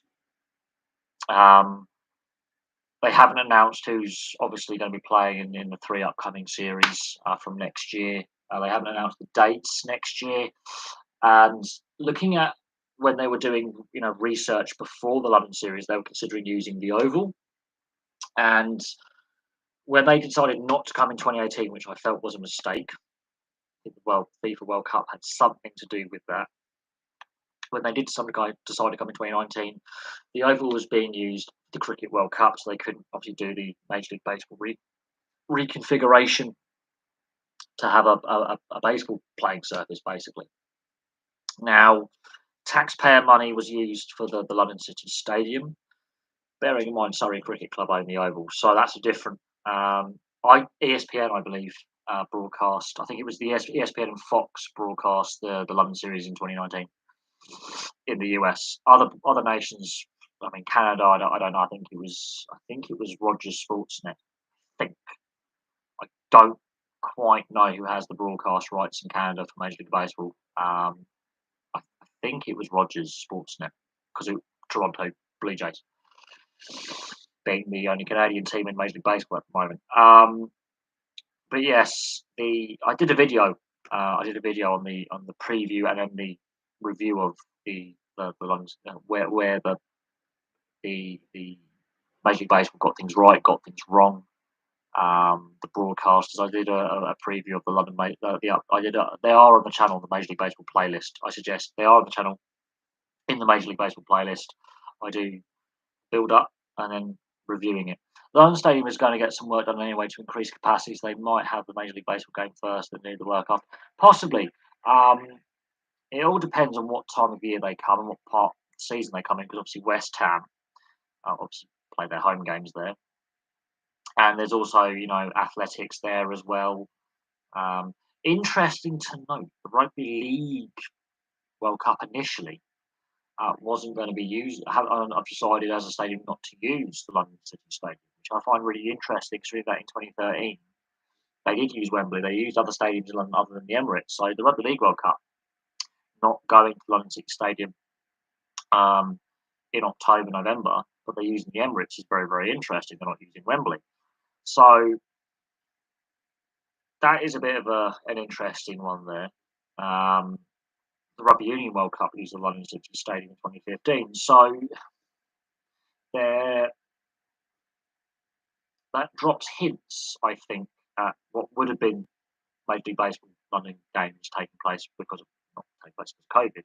I think that's dropping hints very strongly that they may use the London City Stadium, but they also may use the Oval. And when they were doing their research and looking at what stadiums to use, the Oval was actually their preferred choice. It just wasn't available in 2019. Yeah, I mean, look, rugby league in London, you've got the Scholars and the Broncos. I wouldn't say it's dying. I think fans are switching off rugby league in general. The Super League is dying. The sport is still going to be played, but the RFL and Super League have really fouled up big time since 2013. They have really screwed up over a long period of time. And the gap between the NRL and Super League is growing every season. Every season. The gap between the NRL and Super League is massive. It's not just rugby league in London is in crisis, it's rugby league in general is in crisis, and the RFL and Super League are to blame. Look how they dealt with the Toronto Wolfpack, the shocking mismanagement of the sport before, during, and after COVID. I'm sorry, it's got nothing to do with the Broncos struggling going part time.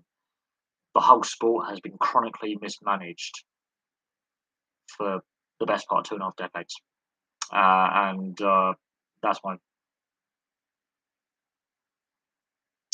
my personal opinion on that. The Elite League, yeah, it's growing massively. Not enough attention is given to it by the mainstream national media in this country. Looking at the BBC Sport, their article on the defeat to the US was really crap. Really crap. Couple of paragraphs. Whoever they got as their ice hockey reporter deserves to be sacked. They put no effort into promoting the sport. They put no effort into properly reporting the sport. Couple of paragraphs.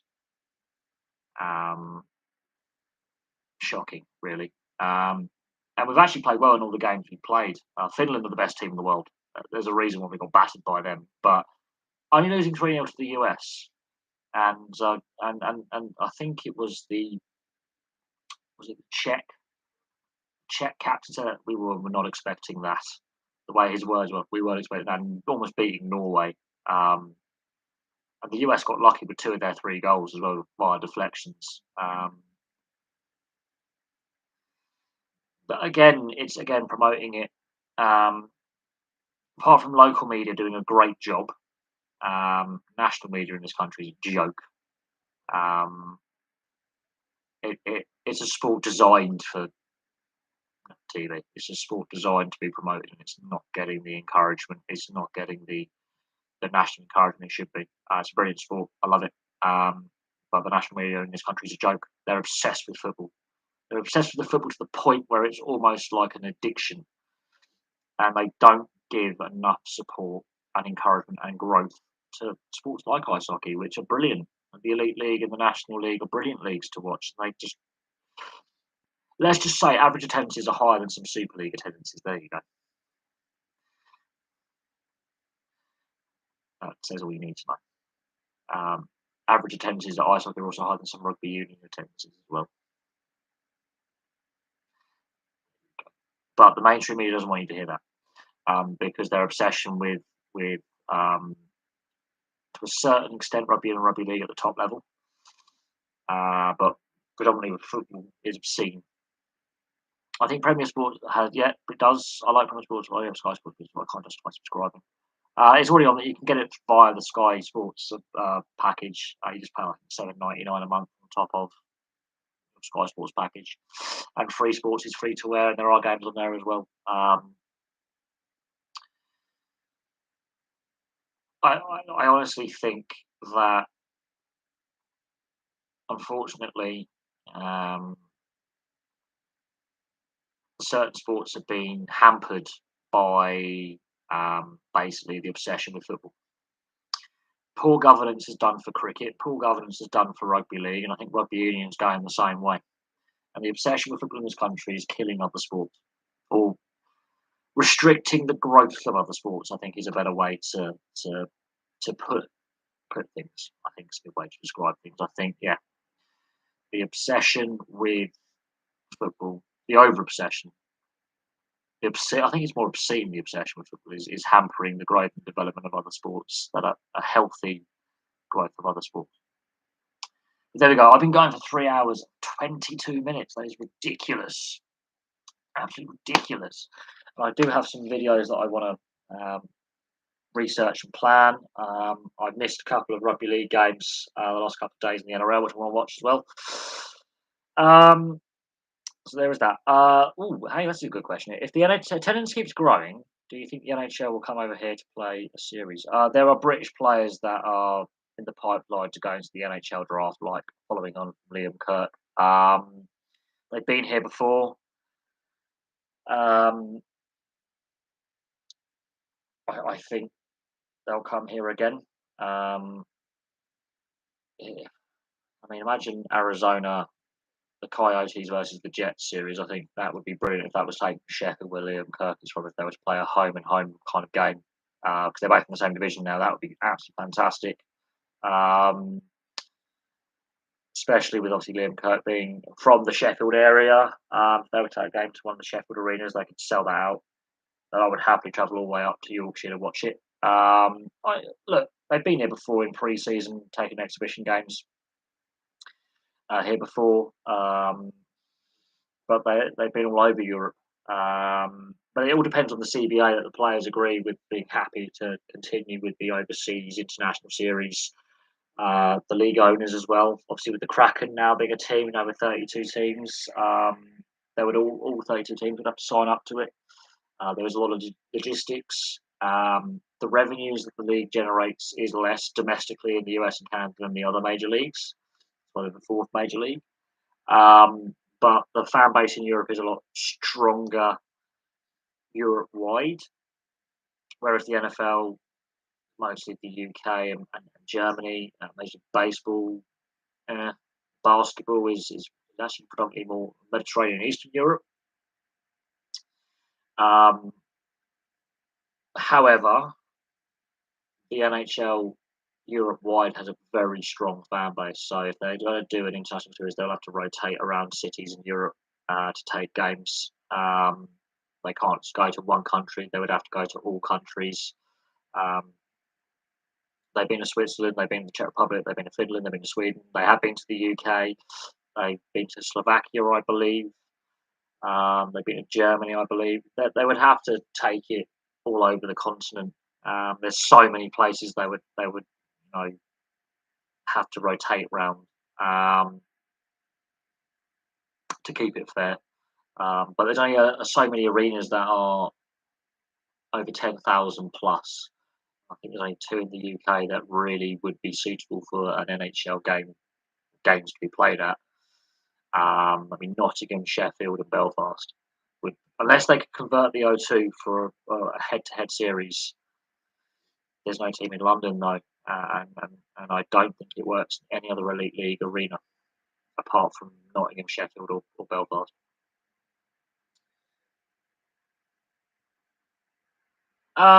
Newcastle did have the Vipers at one point in the 90s, but money issues did for them.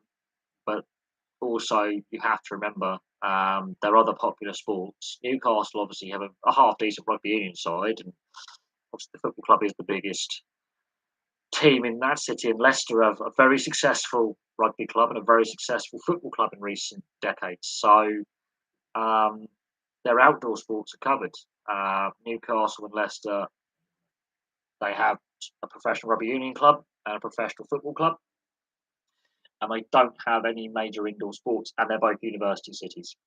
And basketball with university facilities, there you go. It's a win-win.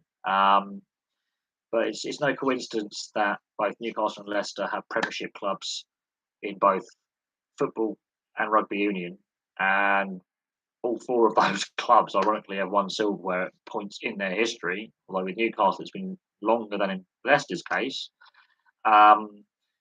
But they are reasonably, especially in Leicester's case, both clubs are very, very successful. But there is also no coincidence they're both university cities as well, with good sporting university programs and indoor sporting university facilities where they play basketball. So it's no coincidence there. It's a no-brainer. It's got nothing to do with ice hockey not being present in those locations. Ice hockey's been played at Newcastle in the past. There are ice rinks in and around the country. It's putting a team there that's going to be sustainable. Newcastle did have the Vipers. They did go bust. But ice hockey is actually very, very popular in the Northeast. It's just finances being a problem. The Northeast not being the most wealthy area in the world. But it is also a slight coincidence, ironically, that they have very successful rugby union and football clubs, which regularly sell out their stadiums, have solid fan bases. And in Leicester's case, with Leicester Tigers and obviously Leicester City, very, very successful in the last 20 odd so years with silverware. Leicester have won a couple of League Cups, an FA Cup, and the Premier League. And in the Premiership, I think Leicester won 3 in a row, I believe, or 2 in a row. They won some European silverware. So both their rugby union and football clubs are very, very successful. Newcastle, I think they won the Premiership in '99. I think they won the Tetley Cup in '99, which I watched them actually lift that trophy. Okay, success has eluded Newcastle in more recent years, but Newcastle United, 2 FA Cup finals in 2 years. Nearly winning the Premier League. They were a very, very good side in the 90s, but there is also a coincidence that they're both university cities, and they're two major sports of football and rugby union. So there you go. Rugby league doesn't have an imprint.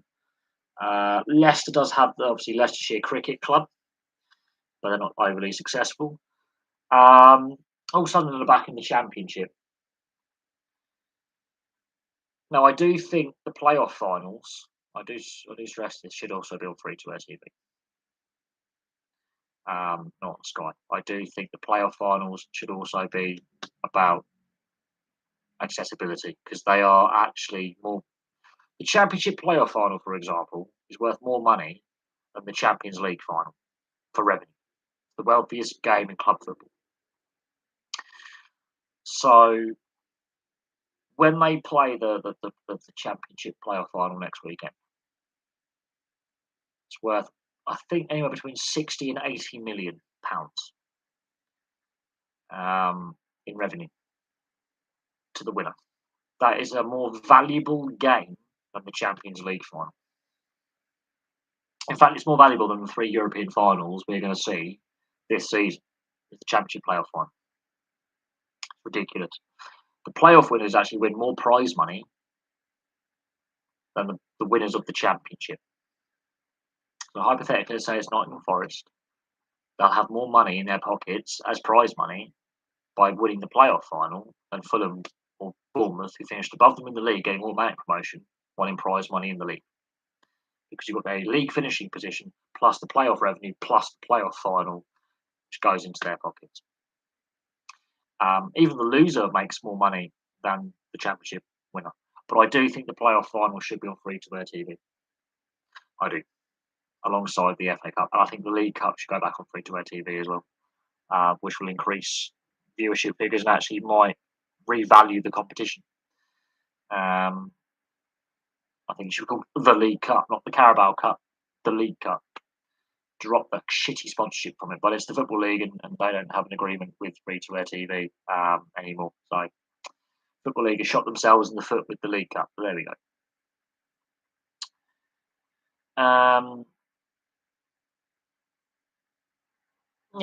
Again, they should also be on free-to-air TV, and they're not. So lower levels, grassroots levels, the semi-professional levels of the game don't get the exposure that would actually ultimately increase revenues for these smaller clubs at the lower levels of the footballing pyramid. And look, Wrexham on the verge of coming back to the Football League. But that's where my point stands, is the playoff finals, in my opinion, in fact the playoff semi-finals as well, should be on free-to-air TV. We as fans need to force this issue. We showed the European Super League clubs how we felt. We showed the Premier League how we felt in regards to the pay-per-view fiasco. And this is positive sides of fans. The negative sides of fans are the pitch invasions, the unsavoury incidents that we've seen. The positive side of fans is sticking together. The Chelsea takeover. They didn't want the Ricketts family in charge because of the racist comments made on social media. Chelsea's got an unfortunate history with a minority of fans displaying racist behaviour. The majority stood together and said, no, we will not tolerate this. They were the ones who actually kicked off a fuss about the European Super League in large numbers. Where they actually, firstly, it was a handful, and then it was more and more turn up outside Stamford Bridge and refused to go away. They said, if you go along with this, we're going to boycott. We're going to hurt you in the pocket. And this is obviously before the sanctions. Abramovich is a PR genius. He would always spin things.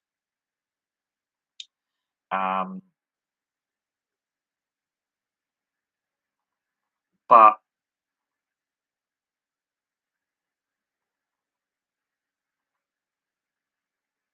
yeah.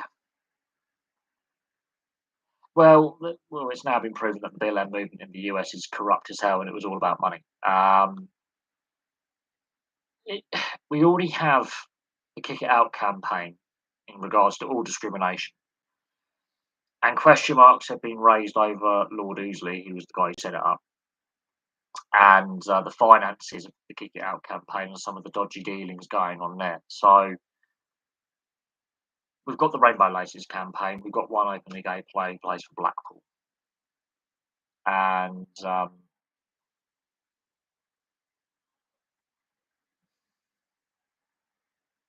it is a minority.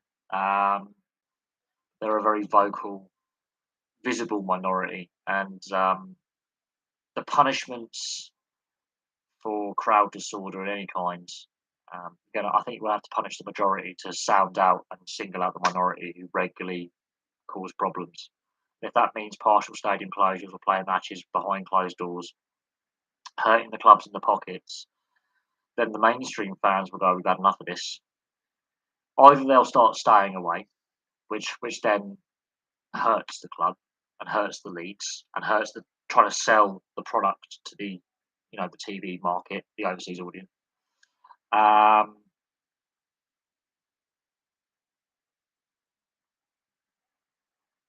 and yeah, it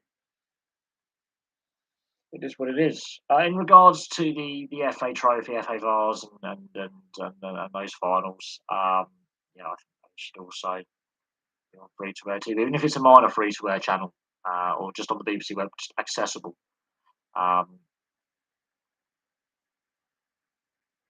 in my opinion. But yeah, hiding. As I say, all the money is not evenly distributed like it used to be. Very distributed. It's all weighted at the top, which has led to problems like Derby County situation. Clubs breaching financial fair play and being investigated, like Man City and Everton, in order to keep ahead of the game or catch up. Um, and the finances are chronically unbalanced. The It's not sustainable as it is, and punishing fans it's going to do more harm than good. Well, what I think people voting with their wallets will eventually have the impact that is desired with a restructuring. I think if BT Sport and Sky Sports were actually free to air broadcasters, because you're paying for a subscription yet you still have adverts, which says to me their model is broken. If they're saying pay a subscription, it's behind a pay a subscription for it, you're still getting ads. So yeah, I think it's wrong. I think these games should be on free to air coverage. You know, I think it will massively benefit all levels of the game. Um, Refuse to attend games. Eventually, when fans have gone, we've had enough. We're not paying for this anymore. We're not. We're going to cancel our season tickets. We're refusing to attend games until the clubs take action. That's how you do it. You do passive resistance is the way you do it. Passive resistance actually is more effective than physical resistance. I think you'll find. If you passively resist something by going, we're just going to boycott.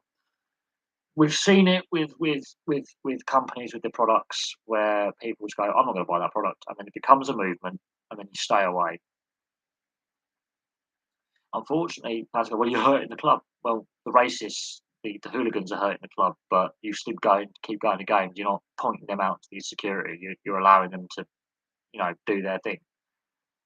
Um, it's sort of bad things happen when good people do nothing. Evil happens when good men stand. I think the saying was, evil men get away with evil things when a good man stands by and does nothing. Best way to make change is passive resistance. Stop going to games. Stop paying for tickets. Stop buying merchandise. Actually hurt the clubs financially and say on an online statement, we are doing this until these people get life bans and are thrown out of the game. Ostracize these idiots from society. It's the way to do it. But I mean, passive acts of resistance are ironically more effective than physical acts. You get more done by passively.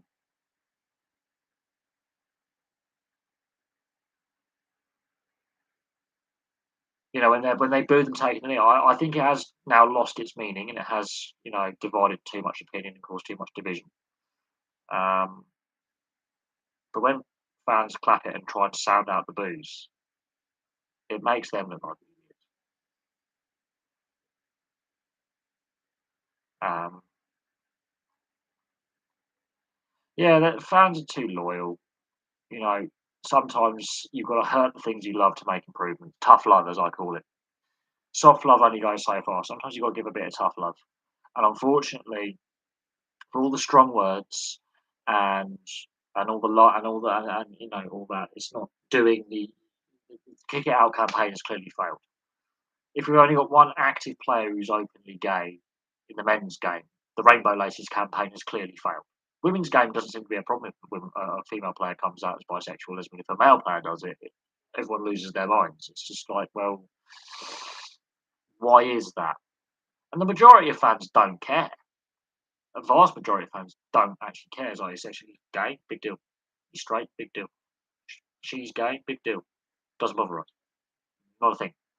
Fortunately, there's a minority who are all closet gays themselves because they're homophobes, because 88% of homophobes end up being gay or bisexual anyway. The irony behind that statement, um, it's true. Studies have actually proven 88% of homophobes end up being gay, coming out as gay or bisexual. It's really so funny that they are that in denial about themselves, they will abuse others. That's how bullies work. Bullies basically, racists are bullies basically. Bullies, I have found, have got a lot of problems. And they take out their problems on other people. Bullies are. They're either jealous of someone being successful, so they got bullied, um, or they're just at war with themselves. So they just take out their frustration on themselves, on other people. Um, Bullies are very sad people.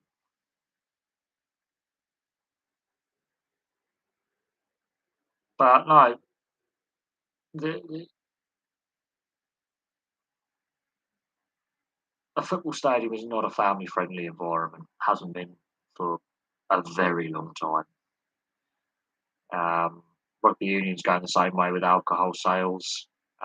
You've got the alcohol-free zones, but why should you desegregate people? Because idiots get pissed up. Ridiculous. Rugby league, pretty vile as well.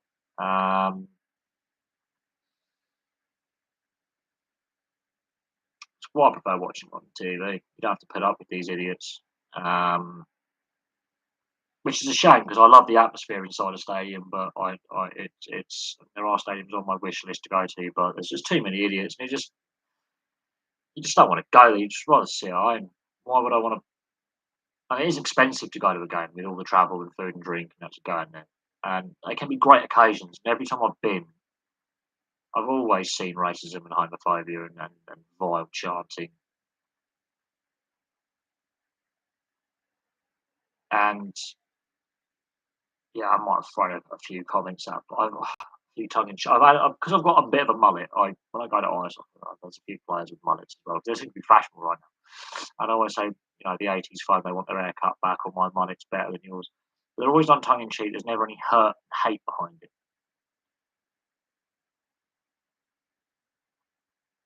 And I've shouted a few things at refs when they got a decision what we feel wrong. There's a passionate one eye there, but I have seen predominantly at football to a certain extent. When I went to the cricket, it was brilliant. That was the best atmosphere. Cricket, I think, has the best fans, in my opinion. Um, Cricket has the best fans, um, but that's not like a universal thing. There are certain instances that happen even in cricket where the fans have done things. Um, but cricket, in my opinion, has the best fans.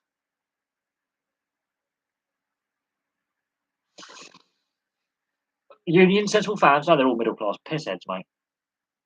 Um, every rugby union match I've gone to, they're lovable drunks. But if you like me or an ex, and I used to be an alcoholic, so I'm an ex drinker, so I don't drink anymore, and I make that. I remember I was my ex partner I was with at the time back in 2011 lived in southwest London. To get to her house, I had to change at Twickenham. The day I decided to get the train up to Wales, England were playing Wales in the World Cup warm up match, and it was the first time I was getting the train to her, so I didn't know where I was going.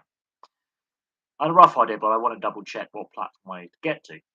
The station attendant, the platform attendant said, "Oh, you want this platform, but you want to hurry up. You're going to have 80,000 drunk rugby fans."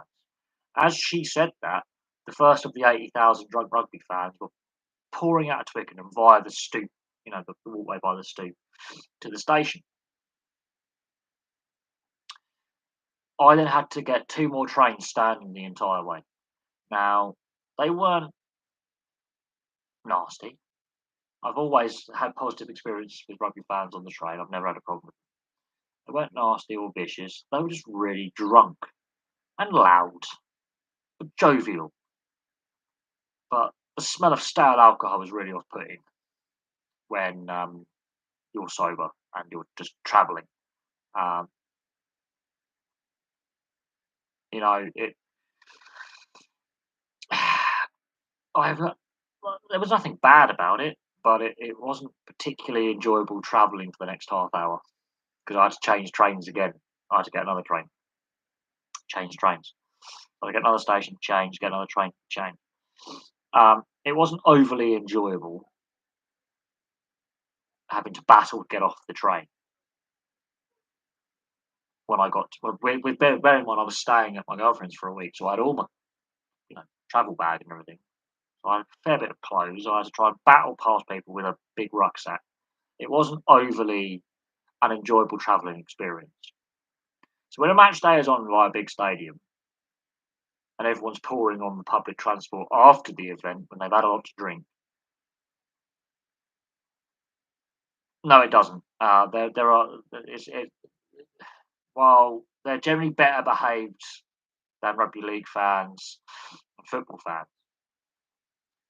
You give enough people alcohol, there's going to be disorder in some way, and they're normally just them drinking too much and passing out, and pissing themselves. And I've seen that. I've seen that a few times coming and going through Twickenham um, when a match is on. I try and avoid travelling via Twickenham on the train or the Stoop because they're both right by Twickenham train station when matches are on because there's still a significant number of them who do drink too much. And while they're not overly aggressive, there have been a few arrests. They're not overly bad. They're lovable drunks in a sense, but they're just annoying.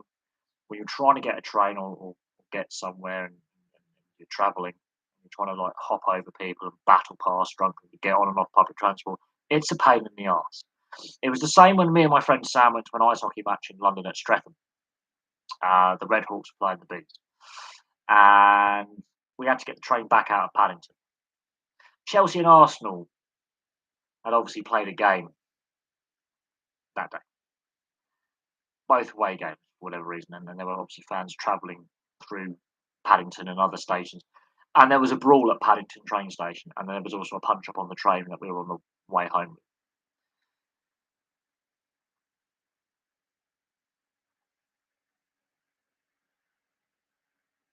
That that was a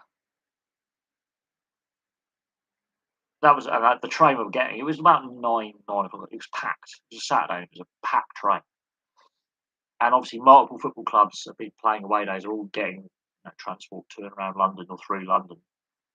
And the other day when I was coming back from my friend's house in Maidenhead, the Brighton were playing away at Wolves, and they were when I got to Reading, they were changing trains. There was a lot of Brighton fans already clearly quite drunk. Same with the Army Navy rugby match at Twickenham was taking place the same day. They put extra trains on. They were already, and we're talking about 11 o'clock lunchtime. Already people hammered, hammered. Like, why would you go to a sports event already drunk? You won't bloody remember it. But you'll wake up in a police cell later on for drunken disorderly or assault. So yeah, the Army Navy rugby fans were going to Twickenham for both the women's and the men's game double header. You had Brighton travelling up to play Wolves, and I think Reading were at home that day as well. So there was another group of fans going to. It was just a nightmare, and it's not even lunchtime, and you like it's about 10:30, 11 o'clock in the morning, and I'm just like, what's going on? It was only a couple of weeks ago. Um,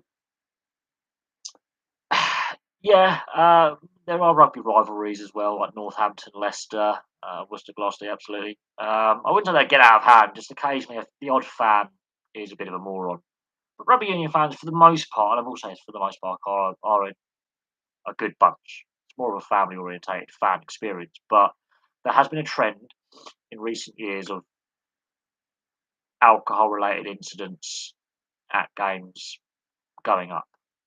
Um, I just look on social media and people going, "Well, this is starting to turn into um, rugby league and football. So there is a question mark over should the alcohol sales be banned in sporting events. I don't think it's too bad. I think that rugby union, disorder at rugby union games is limited to a handful of idiots. We're talking literally a handful of people just drunk too much, and we're not talking anything more than just a couple of drunks being drunk, basically can't handle their liquor. Rugby league and football is a different thing, and football especially, but rugby league has a nasty undercurrent to it as well, um, and that's not going away. Um, but it is what it is. What can you do? Really, what can you do? Um,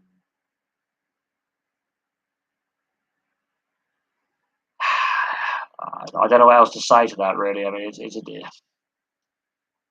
I haven't been to a rugby union game in a very long time. I haven't been to a sports event. I haven't been to a sports match, a professional match in a very long time. Why is league more notorious for violence than you? It's to do with it being more of a working class man's game, the supporter base. I wouldn't say it's more violent on the field. I think both are equally brutal. But off the field, it's not.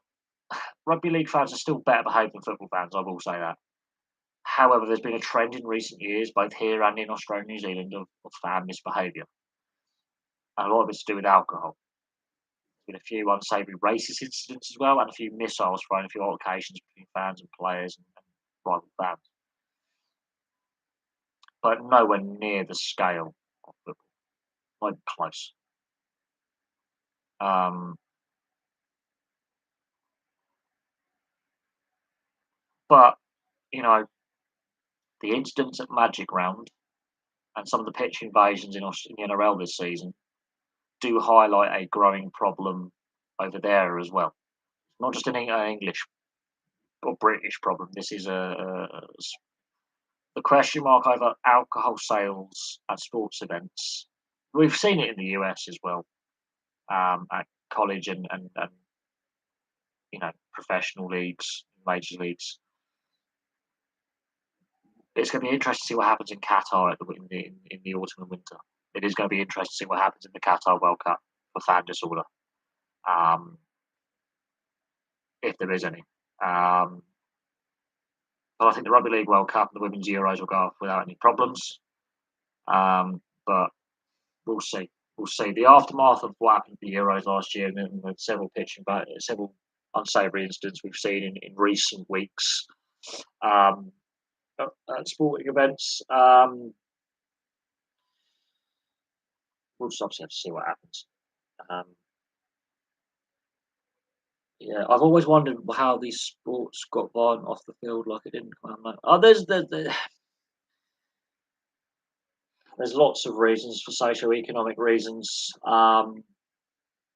It's very complex. It's not as simple as it's just working class thugs or middle class pissheads. It's a bit more than that. There's politics behind it. There's intercity rivalries behind it. There's lots of different reasons behind it. The media are also fueling a lot of the rivalries as well in recent years. Has led, and social media as well, and the lack of action taken by social media when you've got people giving abuse to players online, feeling invincible, and then they go out and actually do something and there's no repercussions, that kind of thing. The weak sentencing for acts, violent acts at sports events. I think that the sentence should be longer. Life bans should be a thing. But it is what it is. Anyway, I'm going to leave that there. Thank you very much for watching. Thank you for all your questions. I'll have some more videos for you very, very soon. I've got to come up with some video ideas for both channels now. I've got some history, sports history, and other history videos to come up with. I've got to get an old notebook out and take some notes. Thank you very much for your questions. I really appreciate them. And I'll have some more videos for you very, very soon.